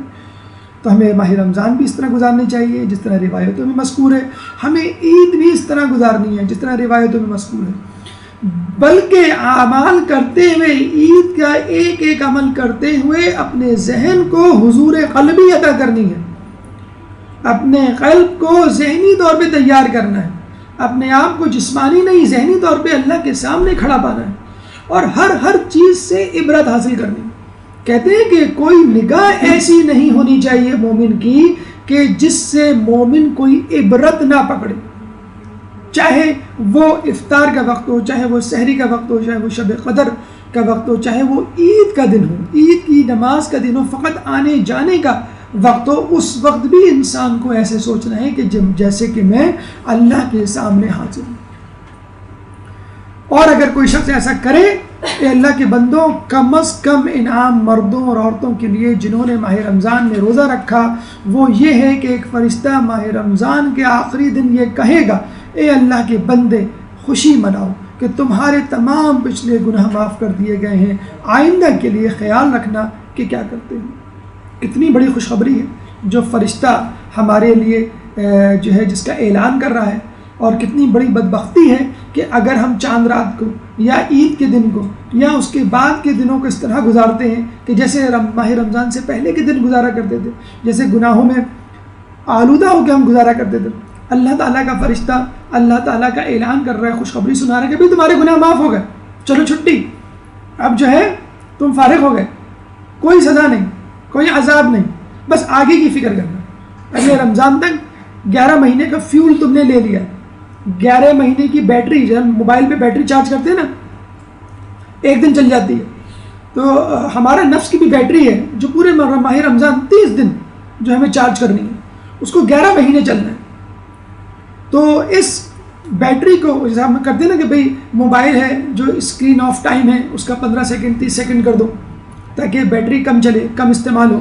یا موبائل ہے اس کی جو برائٹنیس ہے وہ 50% کر دو تاکہ بیٹری زیادہ چلے. اسی طرح ہمیں اپنے نفس کو بھی کرنا ہے. اب کہ اپنی لذتوں کو، اللہ کی نعمتوں کو اس طرح استعمال کرنا ہے کہ بیٹری بہت زیادہ اوور یوز نہ ہو جائے. پتہ چلا کہ 2-3 مہینے میں بیٹری ڈاؤن ہو گئی اور پھر ماہ رمضان تو ابھی 7 مہینے پڑے ہوئے. کچھ لوگ تو ماشاءاللہ چاند رات اور عید کے دن بھئی کون جو ہے انتظار کرے پورے 11 مہینے کا، بیٹری ہم نے چاند رات اور عید کے دن ہی ختم کر دی. تو اس بیٹری کو، اس نفس سے مزین نفس روح کو آپ کو اس طرح استعمال کرنا ہے کہ اگلے ماہ رمضان تک یہ بیٹری چارج رہے. 5واں مرحلہ یوم عید کیسے گزاریں. ایک درود پڑھ دیں محمد والے محمد. اللهم صل على محمد وآل محمد. دیکھیے عموماً لہو و لعب میں پڑھ کر یہ دن گزارے جاتے ہیں اور مولا فرماتے ہیں وَلَا تَقْتَ يَوْمَكَ هَذَا بِاللَّعْبِ وَالْأَحْمَالِ کہ اس دن کو لہو و لعب میں ڈال کر، لہو و لعب میں مبتلا ہو کر ضائع نہ کرو. ورنہ ایک اور جگہ امام فرماتے ہیں، امام حسن، کہ اس شخص پر حیرت در حیرت کہ جو آج کے دن کو لہو و لعب اور ہنسی مذاق میں گزار رہا ہے، جبکہ آج کے دن نیک لوگوں کو ثواب ملتا ہے اور غلط کار خسارہ اٹھاتے ہیں. خدا کی قسم اگر پردے ہٹا دیے جائیں تو لوگوں کو پتہ چل جائے اور وہ اچھی طرح جان لیں کہ نیک لوگ اپنی نیکیوں میں مصروف ہیں جبکہ گناہگار اپنے گناہوں کی گرفتاری میں ہیں. دیکھیں یہ جو کانسیپٹ ہے کہ عید کا دن یا خوشی کا دن، برتھ ڈے کا دن، کامیابی کا دن، وہ دن ہوتا ہے کہ جب انسان کو اپنا من موجی طریقہ اپنانا چاہیے، وہ کرنا چاہیے جو اس کا دل چاہتا ہے. چاہے کامیابی امتحان کی ہو، کاروبار میں منافع ہو یا کوئی فیسٹیول ہو، اس کو اس طرح ہلا گلا کر کے گزارا جائے کہ انسان آبے سے باہر ہو جائے. اس دن نشہ کیا جائے، اس دن ڈرگس پی جائے، اس دن ڈانس کیا جائے، اس دن میوزک پلے کی جائے، اس دن ہر وہ کام کیا جائے جو نفس جس کی اجازت دیتا ہو. لیکن غیر قانونی کام، یعنی آپ نے شراب پیتے ہوئے گاڑی چلا لی، اس پہ چالان ہو جائے گا. آپ نے سگنل توڑ دیا، اس پہ چالان ہو جائے گا. شراب پینے پہ چالان نہیں ہوگا، دنیا والے اس پہ چالان نہیں کرتے. اسی لیے ہمارے ہاں گناہ زیادہ امپورٹنٹ ہے. قانون کی اپنی اہمیت، لیکن قانون سے زیادہ گناہ کی اہمیت. قانون کی جزا و سزا تو اس دنیا میں رہ جائے گی، گناہ کی سزا اور نیکیوں کی جزا جو ہے وہ قیامت تک چلے گی، قیامت میں بھی ملے گی. تو عید کا دن ہم یہ کہہ کر گزار لیں کہ بس آپ تو چھٹی ہو گئی. 30 دن ہمارے ہاتھ بندھے ہوئے تھے، 1 مہینہ ہم نے قید پہ گزارا، حالانکہ قید میں شیطان تھا. آپ یہ سمجھ رہے ہیں نعوذ باللہ میں قید میں تھا، مجھے گناہوں سے معاف کیا گیا تھا، نعوذ باللہ میں کوئی بیمار شخص تھا جس کو پرہیز بتایا گیا تھا یہ نہ کھاؤ یہ نہ کھاؤ، اب میں صحت مند ہو گیا ہوں، اب میری مرضی میں جو بھی کھاؤں. یہ آپ کو احتیاط کرنی ہے. بلکہ ماہ رمضان میں پورے روزے جو رکھتے ہیں اور تقریباً سبھی رکھتے ہوں گے ماشاءاللہ، تو ان کو تو زیادہ احتیاط کرنی ہے کھانے پینے میں، ان کو تو زیادہ احتیاط کرنی ہے گفتگو میں کہ ابھی میں روزہ رکھ کر پورے مہینے کے آیا ہوں. عید پہ جب ہم کہتے ہیں کہ کھانا چاہیے تو کھانے کا مطلب اوور ایٹنگ نہیں ہے، کھانے کا مطلب واجب نہیں ہے. ہاں روزہ رکھنا حرام ہے، کچھ نہ کچھ کھائیں، لیکن اگر آپ 3 ناشتے کریں کہ صبح مسجد جانے سے پہلے ایک ناشتہ، پھر آنے کے بعد ناشتہ، پھر امی کے گھر گئے وہاں پہ ناشتہ تیار، اور ناشتے پہ ناشتہ کیے جا رہے ہیں اور یہ کہہ بھی جا رہے ہیں کہ دوسرا ناشتہ، تیسرا ناشتہ، چوتھا ناشتہ، پھر دوپہر کا کھانا. چلو بھائی دل نہ ٹوٹ جائے کسی کا، دوپہر کا کھانا بھی ضروری ہے. پھر شام کی چائے، اور اس کے ساتھ ظاہر سی بات ہے یہ بڑے دنوں بعد چائے نصیب ہوئی ہے تو اس میں جو XYZ چیزیں ہیں، سموسے، پیٹیز، فرینچ فرائز، وہ پوری بیکری جو ہے وہ آ جاتی ہے. تو اس کا مطلب یہ نہیں ہے کہ آپ علم غلم جو ہے کھا کے یا ٹی وی کے آگے جسے کہتے ہیں بت بنے بیٹھے رہتے ہیں کہ جو پروگرام آ رہا ہے آپ دیکھتے جا رہے ہیں. کسی کو کچھ خیال نہیں ہے کہ کب جو ہے وہ اس کو میوٹ کرنا ہے، کہ اس میں میوزک آ رہی ہے یا چینل چینج کرنا ہے. لوگ اتنے زیادہ مصروف ہیں، لوگ جو آ جا رہے ہیں ان کو اٹینڈ کر رہے ہیں، انٹرٹین کر رہے ہیں، تو وہ خدا اور اسلام اور شریعت کچھ بھلا دیا جاتا ہے کہ غالباً آپ کو 30 دن کا پرہیز بتایا اس لیے کیا تھا کہ عید کے دن سب کچھ کرنا. معانقہ کریں، مقیم کے لیے مسافہ ہوتا ہے، مسافر کے لیے معانقہ، یعنی جو شخص آپ کو کبھی کبھی ملے اس سے آپ گلے ملتے ہیں، روزانہ ملنے والے کے لیے آپ مسافہ کرتے ہیں. یہ روایت میں ہے جب دو مومن، دیکھیں اللہ تعالیٰ نے ہر چیز میں مومن کا فائدہ رکھا ہے، مومن کا کوئی نقصان نہیں. یعنی آپ مسافہ معانقہ جو کرتے ہیں اپنے لیے کرتے ہیں، اور ایک نیچرل فینومینا ہے. ایک غیر مسلم بھی ہوگا تو وہ بھی مسافہ کرے گا، ہاتھ ملائے گا، گلے ملے گا، لیکن اس میں اگر مومن اپنے ایمان، اسلام، قرآن اور الہیات کو مد نظر رکھ لے تو اللہ نے اس میں بھی فائدہ رکھا. جب دو مومن آپس میں معانقہ کرتے ہیں تو اللہ کی رحمت انہیں ڈھانپ لیتی ہے. ان سے کہا جاتا ہے کہ تمہارے سابقہ گناہ معاف ہو گئے، اب نئے اعمال بجا لاؤ. تو جتنا جو ہے زیادہ معانقہ کریں اتنا ہی زیادہ آپ کے گناہوں کی معافی کا امکان بڑھ جائے گا. عیدی کہتے ہیں کہ القبر خیر من الفقر، قبر کا پیٹ فقر سے زیادہ بہتر ہے. یعنی آدمی مر جائے اس سے بہتر ہے فقر میں مبتلا ہو جائے. اور ایک جگہ فقر کو جو ہے وہ نار نمروز سے جو ہے بدتر بتایا گیا ہے. تو اس میں آپ احتیاط کریں. آپ کو جو عیدی ملے، آپ کو جو عید کے خرچے کے لیے پیسے ملے، اعتدال سے اس کو خرچ کریں. بچوں میں بہت زیادہ ڈسکریمنیشن نہیں ہونی چاہیے. ہمارا بچہ یا ان کا بچہ، یا جن رشتہ داروں سے لڑائی ہے ان کا بچہ، ان کی عیدی الگ، ایسا نہیں ہونا چاہیے. عیدی کے ساتھ اگر آپ کوئی تحفہ دے دیں، بچوں کی کوئی کتاب، بچوں کی کوئی CD، بلکہ میں آپ کو ریکمنڈ کروں گا کہ یہ جو ہماری اردو میں جتنی بھی ڈب ہوئی موویز ہیں 50 روپے 30 روپے کی ملتی ہیں، اگر آپ اپنے بچوں کو یہ مووی ساتھ ساتھ دے دیں، علماء پہ جیسے بھی ایک نئی مووی آئی ہوئی ہے وہ آپ دکھا دیں، یا جو بھی مووی میرے مختار، پروفٹ یوسف، یا سنگل موویز کی صورت میں فرشتے جیسے ایک مووی ہے، نوجوان 13-14 سالہ لڑکی ہے، اس کی کہانی کس طرح جنگ کے محاذ پہ جا کر اس نے مردوں کے شانہ بشانہ کام کیا. یہ ہے شانہ بشانہ دیکھنے والی چیز. تو آپ سنگل CD، آسمانی بچے اور دیگر موویز ہیں، لوگ ٹی وی کھول کے دیکھ جاتے ہیں، اور ہمارے ٹی وی چینلز والے تو ماشاءاللہ وہی بات کے ریٹنگ کے چکر میں رہتے ہیں. ایک دن پہلے شب قدر کی دعائیں، دوسرے دن انڈین فلمیں. تو بہت افسوس کے ساتھ کہنا پڑتا ہے، بہت ڈٹائی کے ساتھ جو ہے چینلز والے اپنا کام کر رہے ہیں. تو خدا را ٹی وی سے بچیے اور بچوں کو عادت ڈلوائیے کہ وہ اسلامی موویز جو ہے، مذہبی موویز، ان کی جو ڈب کی ہوئی اردو میں ہے، یا اگر آپ افورڈ کر سکیں 6,500 یا 5,000 کا آپ کا ایرانی ڈش کا چینل لگ جاتا ہے، تھوڑی سی فارسی پہ توجہ دے لیں تو آپ کے لیے جو پاکستانی ٹی وی ہے اس کے لیے ہمیشہ کی آپ کو نجات مل جائے. تو ٹی وی اس وقت جو ہے وہ 24 گھنٹے کھلا رہے گا، ہر گھر میں کھلا رہے گا. کوئی نہ کوئی اپنے پروگرام دیکھ رہا ہوتا ہے، اور پروگرام فقط عذاب نہیں ہے، پروگرام کے درمیان جو ایڈورٹیزمنٹ آ رہے ہوتے ہیں وہ عذاب بن گئے اس وقت. تو خدا رہا اپنے ٹی وی کو جو ہے DVD سے ریپلیس کیجئے، موویز دیکھیے، اسلامک موویز، چاہے وہ 24 گھنٹے لگے رہیں، کوئی مذائقہ نہیں. اس سے آپ کے ایمان میں اضافہ ہوگا، نیکیوں میں اضافہ ہوگا. بہرحال یہ عیدی اصل میں اللہ کی طرف سے ہے اور ماہ رمضان میں روزہ رکھنے والوں کے لیے. دیکھیے یہ صلح کا دن ہے. اگر آپ کو شرم آتی ہے اس دوست کو گلے لگانے سے، اس رشتہ دار کو سلام کرنے سے جس سے آپ کی لڑائی ہے، تو عید کا دن ایسا ہوتا ہے کہ آدمی کو ایک آڑ مل جاتی ہے. چاہے سب سے مل رہے ہیں، آپ سے بھی مل لیے. یہ ایک طریقہ، یہ ایک انداز ہے. بہترین وقت ہے کہ آپ جو ہے اس رشتہ دار کے گھر ضرور جائیں، اس رشتہ دار سے ضرور ملیں جس سے آپ کی ناچاتی ہے. بلکہ اگر امکان ہے کہ ناچاتی ہو سکتی ہے یا ہونے والی ہے یا ہوئی تھی، تو مزید یاد دہانی کے لیے کہ ہم اور آپ ایک ہی صفحے پر ہیں اور ہماری آپ سے کوئی لڑائی نہیں. تو کینہ برائی کا بیج ہے، اور صلح کا آئیڈیل دن جسے کہتے ہیں کہ وہ عید کا دن.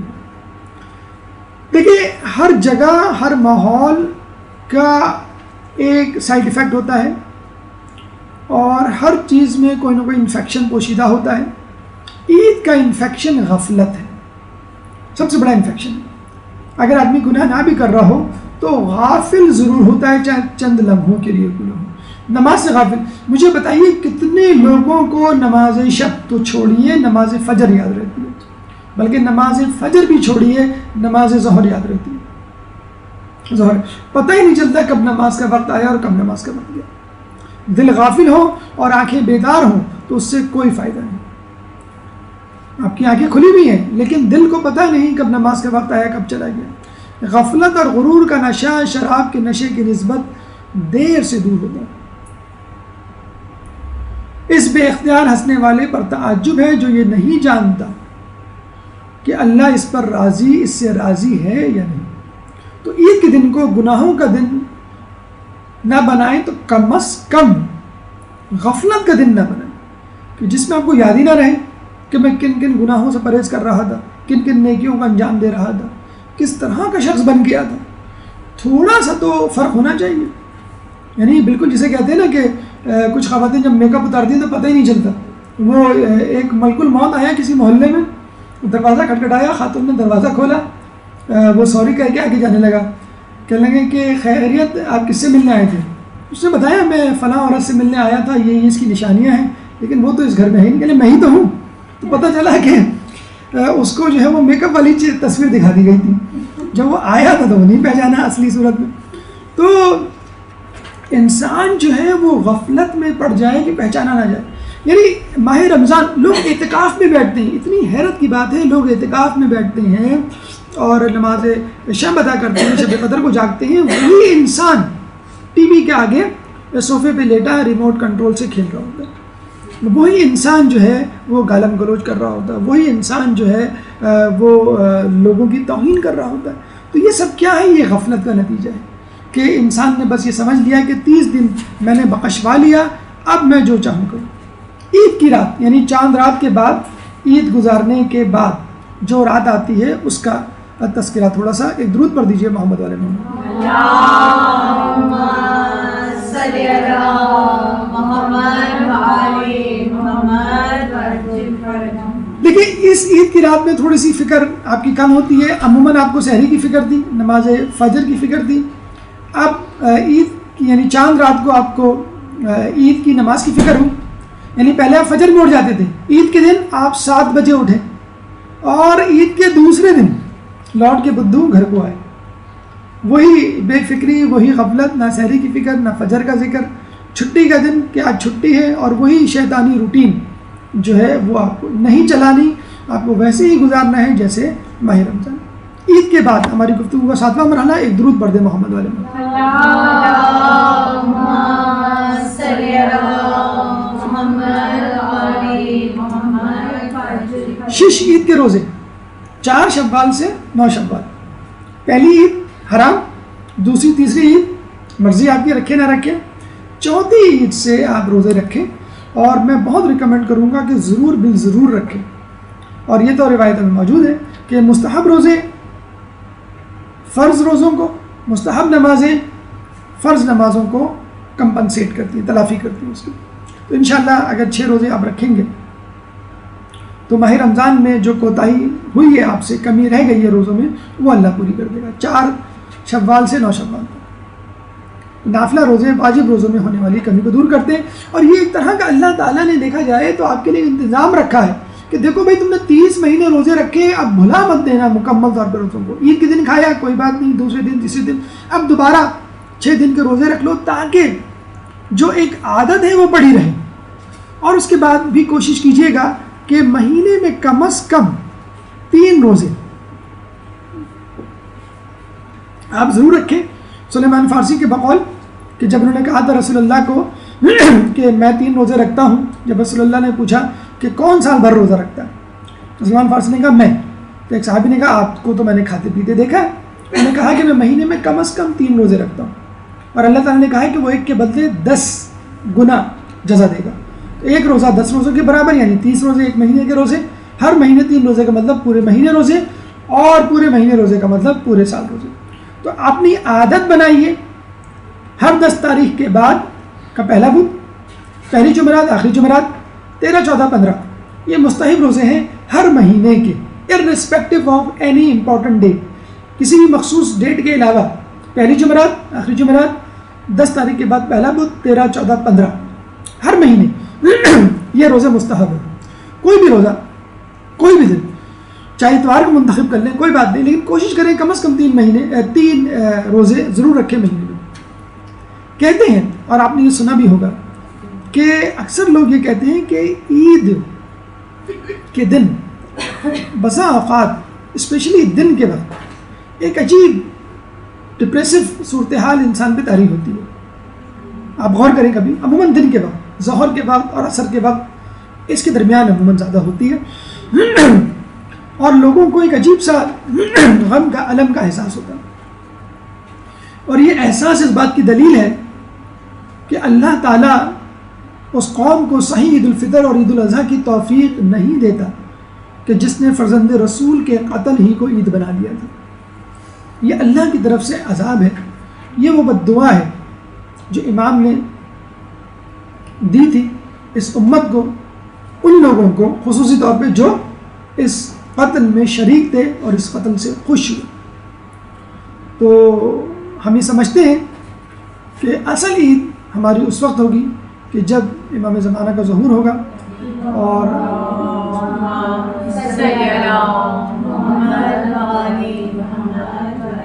اللہ سے ہم دعا کرتے ہیں کہ ہمیں عید کی رات اور عید کا دن اس طرح، اس کے بعد کے ایام اس طرح گزارنے کی توفیق عطا فرمائے کہ جس طرح خود اللہ اور اس کا رسول اور ائمہ چاہتے ہیں۔ یہ موضوع اپنے اختتام کو پہنچا۔ اس موضوع سے متعلق اگر کوئی سوال آپ کے ذہن میں ہو تو آپ کر سکتے ہیں۔ قبل سوالات بھرپور صلوات۔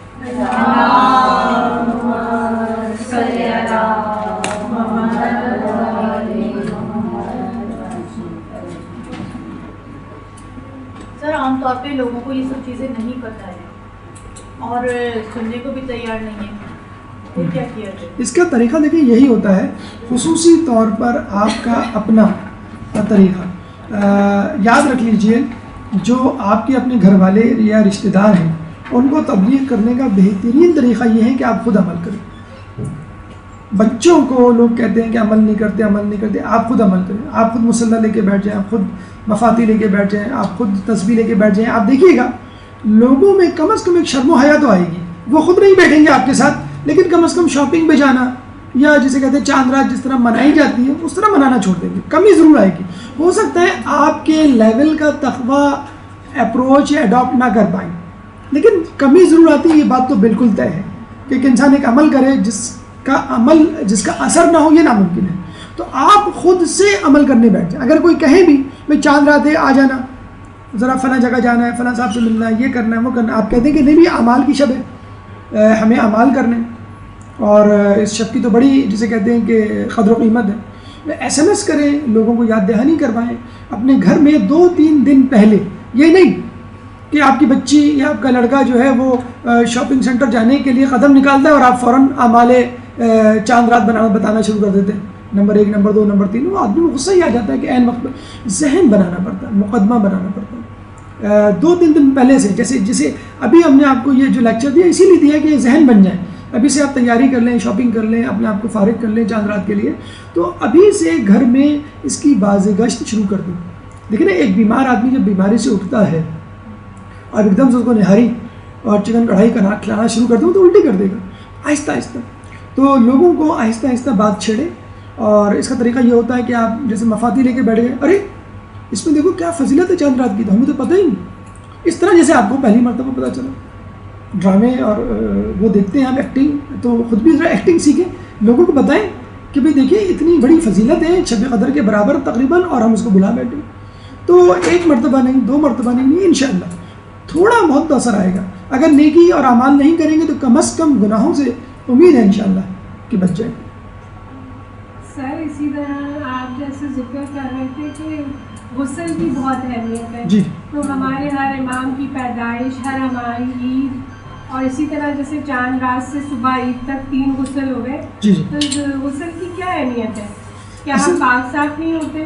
نہیں، دیکھیں امام سے کسی نے کہا کہ میرا جو ہے وضو رہتا ہے، میں ہر وقت وضو سے رہتا ہوں، اور جب نماز آتی ہے تو کیا میں وضو کروں دوبارہ؟ تو امام نے کہا یہ تو نور علی نور والی بات ہے، اچھا ہے تم وضو ہے پھر بھی وضو کرو، اگر تم جو ہے غسل تمہارے اوپر فرض نہیں ہے کوئی بات نہیں، پھر بھی غسل کرو۔ غسل جو ہے ایک طہارت کا سمبل ہے، ایک تو جسمانی طور پہ جو ہے وہ آپ کو پاک و صاف کرتا ہے، لیکن یہ ایک طرح کا روح کا غسل بھی ہے، جسے کہتے ہیں نا کہ آپ جب نیت کرتے ہیں، ذکر پڑھتے ہیں اور آپ کی نیت جو ہے وہ اعمال کے لیے ہے، تو خود بخود وہ غسل جو ہے وہ غسل توبہ میں تبدیل ہو جاتا ہے۔ سر آپ نے موسیقی کا تذکرہ کیا ابھی، بہت ہی فخر کے ساتھ ہمارے یہاں جو ہے وہ سنی جا رہی ہے صوفیانہ کلام۔ جی جی اور پھر اگر ہم ٹوکیں تو وہ کہہ رہے ہیں یہ غنا نہیں ہے، قرآن میں غنا منع ہے، اور جو ہے وہ موسیقی کے جو آپ کو اللہ سے قریب کر رہی ہے وہ تو منع نہیں ہے، ہماری توجہ اس طرف نہیں ہے، اور باقاعدہ گھر گونج جاتا ہے اس طرح کی موسیقی سے، پھر آپ منع کریں تو آگے سے وہی تکرار بھی یہ غنا نہیں ہے۔ دیکھیے میں آپ کو بتاؤں کہ اس وقت جو ہمیں نظر آ رہا ہے مسلمانوں کو گمراہ کرنے کے جو طریقے ہیں وہ گناہ نہیں ہیں، مسلمانوں کو گمراہ کرنے کے طریقے گناہ نہیں ہیں بلکہ فتنے ہیں، مشکوک چیزیں ہیں، مشتبہ کام ہیں جن کو پروموٹ کیا جا رہا ہے، جس کو دیکھ کے آدمی تھوڑا سا کنفیوز ہو جاتا ہے کہ یہ غنا ہے کہ نہیں ہے، یہ مکس گیدرنگ ہے کہ نہیں ہے۔ اچھا کچھ جگہوں پہ جو ہے وہ مکس گیدرنگ والے درس بھی شروع ہو گئے، جسے کہتے ہیں کہ خواتین اور مرد حضرات جو ساتھ ساتھ بیٹھے ہوئے جسے کہتے ہیں، تو بس شیطان آپ کو اسی طرح بہکاتا ہے۔ اب اس کے لیے بڑی تفصیلی بحث ہے، ڈاکٹر عابد کا لیکچر بھی ہے اس کے حوالے سے۔ بہرحال جو نٹ شیل میں بات ہے وہ یہ ہے کہ لہو و لعب سے مناسبت رکھتی ہو تو وہ میوزک کہلائے گی ورنہ نہیں۔ اور آیت اللہ رہبر کے فتوے میں کچھ چیزیں ہیں جیسے قومی ترانے وغیرہ ہیں وہ اس میں نہیں آتے، تو اپنے مقلد کے حوالے سے آپ دیکھ لیں، نمبر 1۔ نمبر 2 آپ یہ دیکھیں جو کچھ بھی میں نے سنا، اگر فرض کر لیں پھر بھی آپ فیصلہ نہیں کر پا رہے اپنے مرجع کی توضیح کی روشنی میں، تو آپ یہ دیکھیں کہ اس کو سن کر جب میں اٹھتی ہوں یا اٹھتا ہوں تو کیا میرے ایمان میں اضافہ ہوتا ہے؟ ایک نوحہ ہوتا ہے نا، آپ اس کو سنتے ہیں اس سے ایمان میں اضافہ ہوتا ہے۔ تمام نوحوں کی بات نہیں کر رہا، نوحوں میں بھی ماشاءاللہ ایسے نوحہ آگے آپ کو نوحہ کم گانا زیادہ یاد آ رہا ہوتا ہے جس کی دھن میں وہ بنا ہوا ہوتا ہے۔ تو آپ یہ دیکھیں کہ ایسے نوحے بھی نہیں سنے آپ، سیدھی سی بات ہے کہ جس میں آپ کو یہ گانے کا گمان ہو اور جس کو سننے کے بعد اس کی ٹون یاد رہ جائے بس آپ کو، اور اس کے معنی و مفاہیم یاد نہ رہے۔ تو جو سن رہا ہے اس کو بھی یہی کہیں کہ آپ یہ سمجھتے ہیں کہ آپ کے ایمان میں اضافہ ہو رہا ہے، اگر ہو رہا ہے تو ٹھیک ہے آپ سنیں، کوئی ایسا مذائقہ نہیں ہے، ورنہ میرے لیے تو یہ گناہ ہے۔ کچھ لوگوں کے لیے ایک ہی موسیقی گناہ ہوتی ہے اور ایک نہیں ہوتی، مثلا پرانے لوگ ہیں ان کو پرانے فلمی گانوں کی دھنیں یاد ہوتی ہیں، بعض اوقات جب وہ کوئی منقبت سنتے ہیں اس دھن پر تو وہ فوراً بتا دیتے ہیں بھائی ہم نہیں سن رہے، یہ تو گانا ہے۔ بچہ جو ہے اس کے لیے گانا نہیں ہے کیونکہ اس نے وہ گانا ہی نہیں سنا کبھی، وہ تو منقبت سن رہا ہے۔ بعض اوقات ایسا بھی ہوتا ہے، ایک آدمی کے لیے وہ گناہ ہوتا ہے، ایک آدمی کے لیے نہیں ہوتا۔ تو اگر آپ کے لیے تو آپ اٹھ جائیں اور جسے کہتے ہیں اظہار کرتے ہیں اس بات کا کہ میرے لیے کم از کم مناسب ہے۔ تو بس ہم یہی کہہ سکتے ہیں کہ بلکہ روایت کا مجھے اندازہ نہیں کہ روایت ہے کہ نہیں، بہرحال بات بڑی اچھی ہے کہ تقوی کے 3 درجے ہیں۔ تیسرا درجہ، سب سے نچلا درجہ یہ ہے کہ آدمی حرام سے بچے۔ دوسرا درجہ، آدمی مشتبہ امور سے بچے، یعنی جس کے بارے میں کنفیوز ہو کہ یہ نیکی ہے یا گناہ ہے۔ پہلا درجہ، ان حلال کاموں سے بچے جس سے حرام کاموں میں پڑنے کا اندیشہ ہو۔ ٹی وی ایک اعلیٰ درجے کے تقوی کے حوالے سے نہ دیکھنے کا نام ہے۔ اگر کوئی نہیں دیکھتا تو وہ اس لیے نہیں دیکھتا کہ اس میں اچھی چیزیں تو آتی ہیں، لیکن بسا اوقات اچھی چیزیں دیکھتے دیکھتے میں بری چیزیں بھی دیکھ لیتا ہوں، جو اعلیٰ ترین درجہ ہے۔ دوسرا درجہ، جو پروگرام دیکھ رہے ہیں آپ کو کنفیوز ہیں کہ بھئی میں دیکھوں کہ نہیں دیکھوں، تو بس آپ دوسرے درجے پر ہیں۔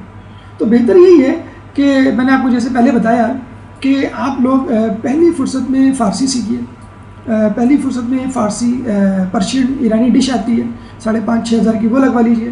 اس میں بسا اوقات کچھ انگلش موویز بھی ایسی آتی ہیں جو وہ سینسر کر کے دے رہے ہوتے ہیں کہ جو آپ بچوں کے ساتھ دیکھیں۔ کچھ کارٹون ایسے آ رہے ہوتے ہیں جو جس کو دیکھنے میں کوئی مذائقہ نہیں ہے، ایڈورٹیزمنٹ اس میں نہیں ہوتے۔ کم از کم پاکستانی ٹی وی اس سے جان چھوٹ جائے۔ دیکھیں ایک زمانے میں جب یہ ٹی وی چینلز آئے تھے آج سے تقریباً 15 سال پہلے، تو لوگ کیا کرتے تھے، دیندار طبقہ زی ٹی وی نہیں لگواتا تھا، اسٹار ٹی وی نہیں لگواتا تھا، بلکہ آپ کی جیو، ARY، سما اور دیگر چینل لگواتے تھے، آج ٹی وی وغیرہ، کہ بھئی یہ نیوز چینل ہے، یہ اسپورٹس چینل ہے۔ لیکن آپ دیکھ لیں آج کل جو نیوز چینل ہیں، اسپورٹس چینل ہیں، انہوں نے کیا حالت بنائی ہوئی ہے اپنی، کچھ نہیں کچھ تو میں نے کہا نا، وہ ایڈورٹیزمنٹ آپ کا سارا ایمان بہا کے لے جاتے ہیں۔ ڈرامہ 50 منٹ کا ہے، ایڈورٹیزمنٹ 1 منٹ کا، لیکن 50 مرتبہ اس کو دکھایا جاتا ہے۔ میوزک اس میں ہوتی ہے، بے حجابی اس میں ہوتی ہے، مادیت پرستی کا پیغام اس میں ہوتا ہے۔ تو بہتر یہ ہے کہ اس کا بائیک آؤٹ کریں، اپنے گھر میں اسلامک موویز دیکھیں۔ میں بار بار کہہ رہا ہوں کہ لوگوں کو لت پڑ گئی ہے انٹرنیٹ کی لوگوں کو لت پڑ گئی ہے ٹی وی کی. یہ اسی طرح جائے گی کہ جب آپ اپنے گھر میں اسلامک موویز خود دیکھیں, کہیں مت کسی کو کہ تم دیکھو, نہیں, آپ خود دیکھیں اور آپ دیکھتے دیکھتے دیکھیے گا کہ آپ کے بچوں کو گھر والوں کو شروع میں عادت نہیں پڑتی. وہ ہالی ووڈ بالی ووڈ کی جو موویز ہیں وہ ٹیکنالوجی تھوڑی آئے گی ہماری اسلامک موویز میں, لیکن اب ظاہر سی بات ہے وقت کے ساتھ ساتھ بہتری آ رہی ہے. پروفٹ یوسف امیر مختار بالکل جینوئن ٹیکنالوجی کی موویز ہے. فرشتے مووی ہے, بہترین مووی ہے. آسمانی بچے مووی بہترین مووی, 11 اکیڈمی ایوارڈ, 11 غیر ملکی ایوارڈ ملے ہیں اس کو. تو ایسا نہیں ہے, علماء بھی انہوں نے موویز بنائی ہے کس طرح شیطان ان کو بہکانے کی کوشش کرتے تھے اور وہ بچتے تھے. العلماء کے نام سے غالباً پیام والوں نے اس کو ڈب کر دیا ہے. فیکٹر 8 مووی ہے کہ جس میں وہ بتا رہے ہیں کہ امریکہ ایک ڈرگ بنا رہا ہے, ایران نے بھی وہ ڈرگ بنائی ہے اور امریکہ والے اس کے پیچھے پڑ گئے. تو اس طرح ایک نیوٹرل موضوعات بھی ہے, ایک تو پیور اسلامک موضوع اور ایک ہوتا ہے نیوٹرل موضوع, تو وہ بھی آپ دیکھ سکتے ہیں. لیکن اس کو عادت بنائیں, اپنی بھی عادت بنائیں اور بچوں میں ڈیولپ کریں. کسی طرح یہ جو پروگرام آتے ہیں نا مختلف قسم کے افطار اور سحری پہ, ان سے بھی جان چھڑائیں. یہی لوگ, یہی اینکر جو اس وقت نعت سنوا رہے ہیں, یہ عید کے بعد آپ کو غزل اور گانے سنوائیں گے. بلکہ یہ تک ہوا ہے, مجھے کسی نے بتایا کہ ایک نعت خواں کو بلایا گیا نعت پڑھوانے کے لیے کہ پہلے نعت سے ابتدا ہو, پھر بعد میں ہم گانے چلائیں گے. کسی وجہ سے وہ نعت نہیں پڑھ پایا تو اس کو کہا کہ اچھا آپ تھوڑی دیر کے لیے اسٹوڈیو سے باہر چلے جائیں, اس وقت آپ کا یہاں کھڑا رہنا مناسب نہیں ہے, ہم آپ کو بعد میں بلا لیں گے. یعنی نعت خواں جب اس پروگرام میں کھڑا نہیں ہو سکتا تو اس کا مطلب ہے وہ پروگرام غلط ہے, دیکھنے والے کے لیے بھی کرنے والے کے لیے بھی. تو اب اتنی ڈھٹائی ہو گئی کہ چاند رات کا انتظار نہیں ہو رہا. اب یہ کہہ دیا جاتا ہے کہ بھئی یہ مغرب کی اذان ہونے والی ہے, مردوں کا مصلی اس طرف, عورتوں کا مصلی اس طرف, اور مغرب کے فوراً بعد شیطان گھر شروع ہونے والا. تو آپ دیکھتے ہیں کہ لوگ کس طرف جا رہے ہیں. یہ پلاننگ ایجپٹ میں ہو چکی ہے. ایجپٹ میں چند سالوں پہلے کلین شیپ سیلیبریٹیز اداکاروں کو یہ کام سونپا گیا تھا کہ آپ کو مذہبی پروگرام کرنا. انہوں نے مذہبی پروگرام شروع کیا. آپ دیکھیں ٹی وی پہ بھی یہی حال ہے کہ پہلے جو ہے علماء کو بلایا گیا. آپ نے دیکھا ہوگا آج سے 4-5 سال علماء کو بلایا جاتا تھا, پیور اسلامک پروگرام ہوا کرتا تھا. اب آہستہ آہستہ علماء کو کم کر کے جو ہے ان کو ریپلیس کر دیا گیا ہے, یا اگر بلایا بھی جاتا ہے تو کچھ تھوڑی دیر کے لیے, باقی جو ہے اپنے وہ پروگرام جاری ہے. اور آہستہ آہستہ وہی اینکر آپ دیکھیے گا چاند رات سے لہو و لعب اور میوزک اور بے حجابی اور مکس گیدرنگ کی دعوت دے گا. تو یہ عادت بنا رہے ہیں آپ کی, اور لوگوں کی عادت ہو بھی گئی ہے کہ افطار سے پہلے اور سحری سے پہلے ان پروگرامات کو دیکھنا. اس کی بہترین ریپلیسمنٹ آپ کا ہادی ٹی وی یا الفراد چینل یا کربلا چینل یا Ahl Bait channel, Sahar T V, Press T V, یہ جتنے بھی چینلز ہیں یہ ہی ریپلیس کر سکتے ہیں. سیکولر چینلز چاہے وہ نیوز چینلز کیوں نہ ہوں, ان کو بھول جائیے کہ وہ آپ کو کچھ دیں گے. ایک اور طریقہ میں آپ کو بتاؤں, آج کل تو اینڈرائڈ اور اسمارٹ فون کا دور ہے. ویڈیو کلپس آج کل بڑی اچھی لوگ ایک دوسرے کو پاس کرتے ہیں, تو آپ اس کا ایک کلیکشن بنا لیں. فنی کلپس کا بھی ہو سکتا ہے, اور وہ پیور ریلیجیس کلپس کا بھی ہو سکتا ہے. یعنی کچھ کلپس ایسی ہوتی ہیں جو ریلیجیس نہیں ہے لیکن چلے بچوں کو دکھانے کے لیے, ہنسنے ہنسانے کے لیے کافی ہے. آپ اپنی موجودگی میں ان کو دکھا دیں. اور آئندہ آنے والے دور میں آپ کو بتلا دوں, ٹی وی ختم ہونے والا ہے. میں سر یہی کہنے والی تھی کہ تو اب تو ٹی وی دیکھا ہی نہیں جاتا. اب تو اولڈ ایج وومنس جو ہوتی ہیں وہ زیادہ تر ٹی وی واچ کرتی ہیں. ہاں, مطلب اب بچے انٹرنیٹ پہ ہوتے ہیں, ٹیبلیٹ یا اینڈرائڈ یا. ہاں دیکھیں, میں آپ کو بتا دوں کہ ٹی وی ختم ہو رہا ہے. جیسے اخبار اب بوڑھوں کے ہاتھ میں تھا, اب آپ دیکھیے گا ٹی وی بوڑھوں کے ہاتھ میں ہوگا. اب زمانہ آنے والا ہے, لیپ ٹاپ بھی چلا گیا, اب تو اسمارٹ فون کا زمانہ ہے. یعنی اب آپ نے دیکھا ہوگا کہ موبائل تھوڑے سے بڑے آنے لگے. چھوٹے موبائل تو ہوتے تھے پہلے تو یہ تھا جتنا چھوٹا موبائل اتنا بہتر. اب تھوڑا سا بڑا, سیمسنگ کا جیسے موبائل ہے تھوڑا سا بڑا موبائل ہے. آئی فون والوں نے بھی اپنا موبائل سیمسنگ کی کاپی کرتے تھوڑا سا بڑا کر دیا ہے. اب کیا ہے, وہ جیب میں بھی آ جاتا ہے, اگر کوئی ویڈیو کلپ دیکھنی وہ بھی آ جاتی ہے. اچھا, آج کل کلپس بہت لوگ ایک دوسرے کو پاس آن کرتے ہیں. ریلیجیس کلپ یا تھوڑی سی نیوٹرل کلپ جسے کہہ دیجیے. فنی کلپس ہوتی ہے, جیسے انگلش سیکھنے کے حوالے سے کوئی فنی کلپ. میں بچوں کے حوالے سے بات کر رہا ہوں. اگر بچوں کو اگر آپ نے مسلسل ریلیجیس کلپس دکھانی شروع کر دی تو لوگ کہیں گے بھائی امی کے جانے کا انتظار کرو, جب امی مدرسے جائیں یا شاپنگ پہ جائیں تو پھر ہم اپنی کلپس نکال کے دیکھیں. تو ٹھیک ہے, آپ ان کے ساتھ بیٹھ کے نیوٹرل کلپ دیکھ لیں. آپ بھی تھوڑا سا چہرے پہ مسکراہٹ لے آئیں, نہ بھی آتی ہو تو چلو بھائی ٹھیک ہے, بچوں کے ساتھ آپ نے دیکھ لی. تھوڑے سے سیٹیریکل تنقیدی حوالے سے, پاکستان کے حوالے سے کلپس ہوتی ہیں, وہ نیوٹرل کلپ جس سے نہ آپ کا ایمان جا رہا ہے نہ ایمان میں اضافہ ہو رہا ہے. صرف بچوں کو پک اپ کرنے کے لیے, ان کو ریلیجیس اس پہ لانے کے لیے تھوڑا بہت ان کو جو ہے تفریح دے دی, اس کے بعد آپ اس پہ لیا. جو میں ایرانی چینل کی بات کر رہا ہوں اس میں انگلش موویز ہوتی ہیں چارلی چیپلن کی طرح پہلے زمانے میں ایک زمانے میں آتی تھی بغیر ڈائلاگس کی, وہ پوری سینسرڈ ہوتی ہیں. اگر آپ ان کو بیٹھ کے اپنے بچوں کے ساتھ دیکھیں تو اس میں کوئی ایسا سین نہیں ہوتا ہے کہ جس کے لیے آپ اس کو میوٹ کریں یا اس کو جو ہے وہ چینل چینج کریں. تو یہ کوشش کریں, جس کے لیے میں آپ کو بار بار کہہ رہا ہوں کہ آپ لوگ انگلش پہ بہت توجہ دیتے ہیں, خدا را فارسی پہ توجہ دیں, فارسی سیکھیں پہلی فرصت میں.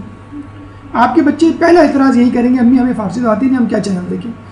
2-4 مہینے کی بات ہے, یہ آپ نے 2 مہینے کی چھٹیاں گزار دیں. ابھی بھی اگر محلے میں یا کسی کو فارسی آتی ہے, خود مدرسے والوں کو آپ کہیں, میں تو کہتا ہوں کہ سر ہمیں جو ہے کسی طرح فارسی کا کورس کروا دیں, مختصر ترین کورس, تاکہ آپ کی پرشین جو ہے وہ امپروو ہو اور ان چینل سے ان موویز سے آپ استفادہ کریں.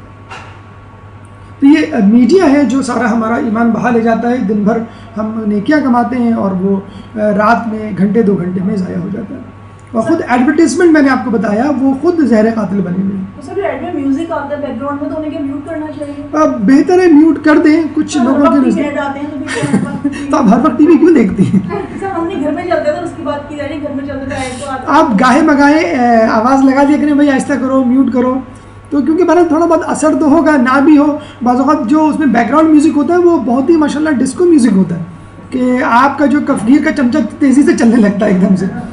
تو وہ آپ آہستہ آہستہ گاہے بگاہے کہہ دیا کریں. میں نے آپ کو بتایا نا کہ یہ ٹی وی چلتا رہے گا.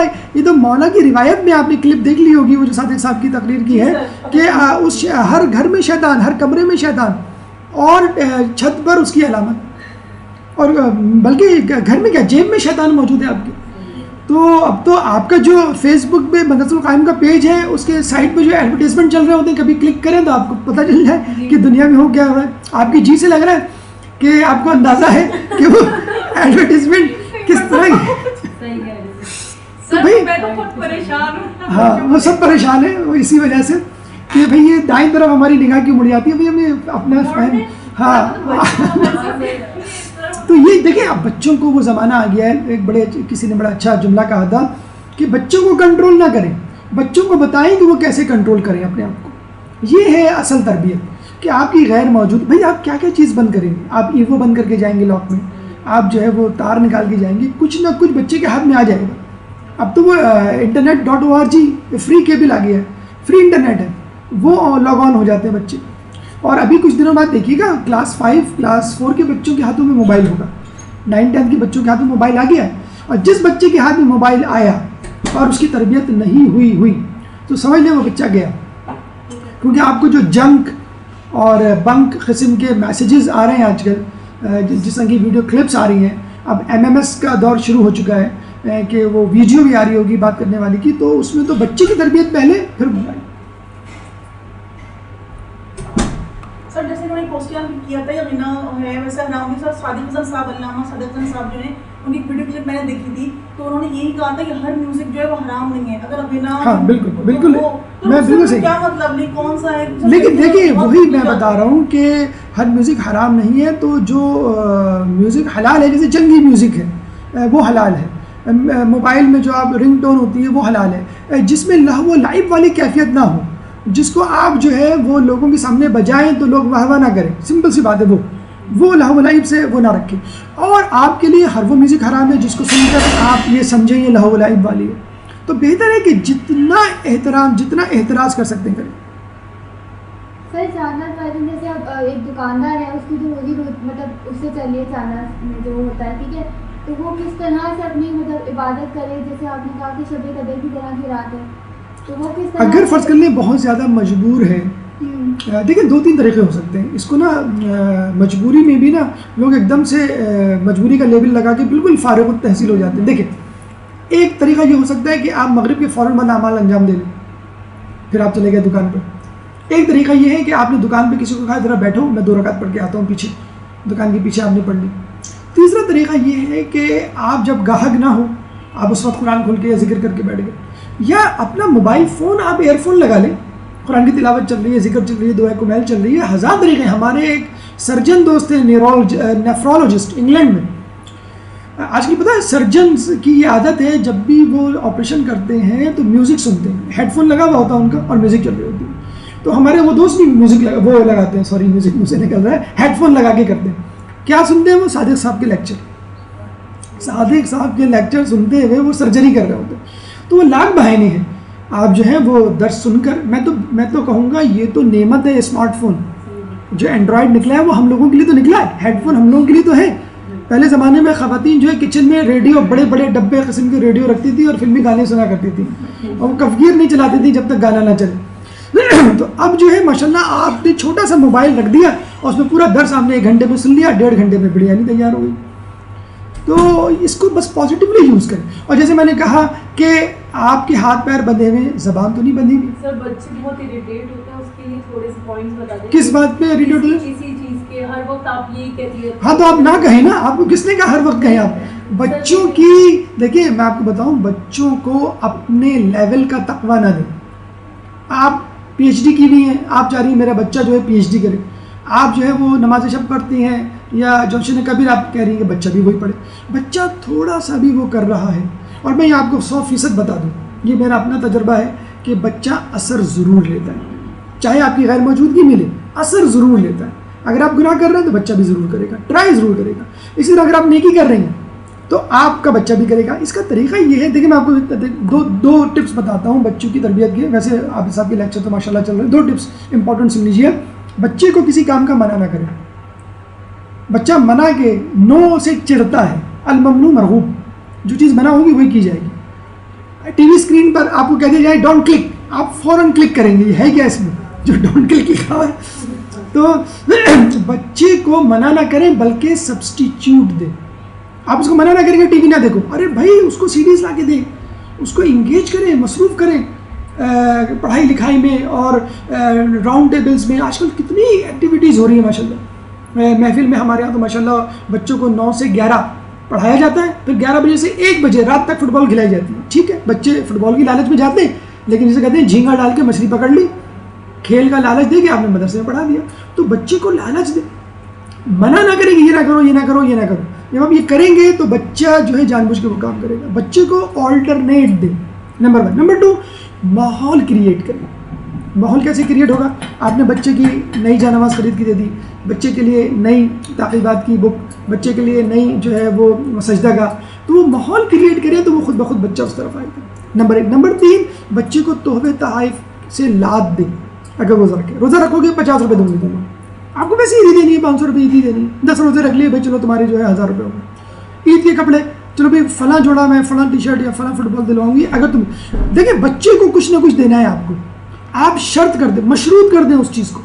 اگر تم یہ کام کرو گے, شب نماز شب پڑھو گے تو یہ دلاؤں گے. ہر والدین کو کچھ نہ کچھ دلانا ہوتا ہے عید پر. عید کے علاوہ ہر چیز کو میں کہتا ہوں مشروط کر دینا. ایک صاحب نے کہا اپنے بچے کو تم پوری توضیح یاد کر لو, iPhone 6 میں تمہیں دلا دوں گا. ان کو معلوم ہے اس کو یاد کرتے بھی 1-2 سال تو لگ ہی جائیں گے اس کو, اور اس میں چلو ٹھیک ہے میں پیسے جمع کر لوں گا. لیکن اب دیکھیں بچہ جو ایکسائٹیڈ ہو گیا, اب وہ توضیح لے کے بیٹھا ہوا ہے صبح شام. بابا نے کہا ہے کہ مجھے یاد کرنا ہے, iPhone 6 دلائیں گے یا زیارت پہ لے جائیں گے. کوئی بڑا جیسے کہ جو آپ کے ذہن میں ہے کہ بچے کو موبائل تو دلانا ہے, چلے iPhone 6 نہیں, کوئی اور موبائل چھوٹا سستا جو بھی ہے, آپ ایک شرط رکھ دیں. شرط ضرور رکھیں تاکہ بچے کو احساس ہو کہ میں نے نیک کام کیا ہے تو مجھے یہ ملا ہے. ورنہ آپ دیکھیں بچہ جو ہے وہ گناہ بھی کر رہا ہوتا ہے, آپ اس سے خوش ہوتے ہیں. جب گناہ کرے تو اپنے موڈ آف رکھیں, ڈانٹے نہیں بٹ موڈ آف رکھیں. بچہ پوچھے تو آپ بتا دیں بیٹا آپ نے نماز دیر سے پڑھی. اور تھوڑا بہت بچوں سے عفو درگزر کرنا سیکھیں. بچہ اگر جھوٹ بول رہا ہے, بیٹا آپ نے نماز پڑھی فجر کی؟ ہاں امی پڑھ لی. اور دوسرا بڑا بھائی جو آنکھ مار رہا ہے کہ نہیں پڑھی, آپ اس کو گلے لگا لیں, واہ میرا بیٹا میرے کہنے سے پہلے نماز پڑھ لی, شاباش. اب آپ دیکھیے گا پسینے میں شرابت ہو جائے گا, خود کہے گا مما میں نے جھوٹ بول رہا تھا. اسی وقت آپ اس کو گلے لگائیں کہ آپ مطلب وہ یہ کہے گا کہ دیکھو میری ماں مجھ پر اتنا اعتبار کرتی ہے کہ میرے جھوٹ کو بھی سچ سمجھ رہی ہے. اور اگر وہ کہے بھی تو آپ کہیں نہیں بیٹا نہیں ہو سکتا, تم نے پڑھی ہوگی تم بھول گئے. یہ رسول اللہ یہ روایتوں میں بھی ملتا ہے کہ اگر کوئی مومن عذر تراشے, بہانہ بنائے تو تم قبول کر لو, اور اگر نہ بنا سکے تو تم خود بنا لو. تو بچوں کی حوصلہ افزائی کیجیے, بچوں کو انگیج کیجیے, اور بچوں کو جیسے سیریلک کھلاتے نا اس کے بعد نہاری کھلاتے, تو اسی طرح جو ہے بچوں کو جو ہے پہلے فرائض کی طرف توجہ دلوائیے, اور پھر جو ہے اس کو مستحبات کی طرف, اور اپنے تقوی پہ سب سے آخر میں لانے کی کوشش. اللجل اللجل يا مولا اللجل اللجل اللجل اللجل اللجل اللجل اللجل يا صاحب السماء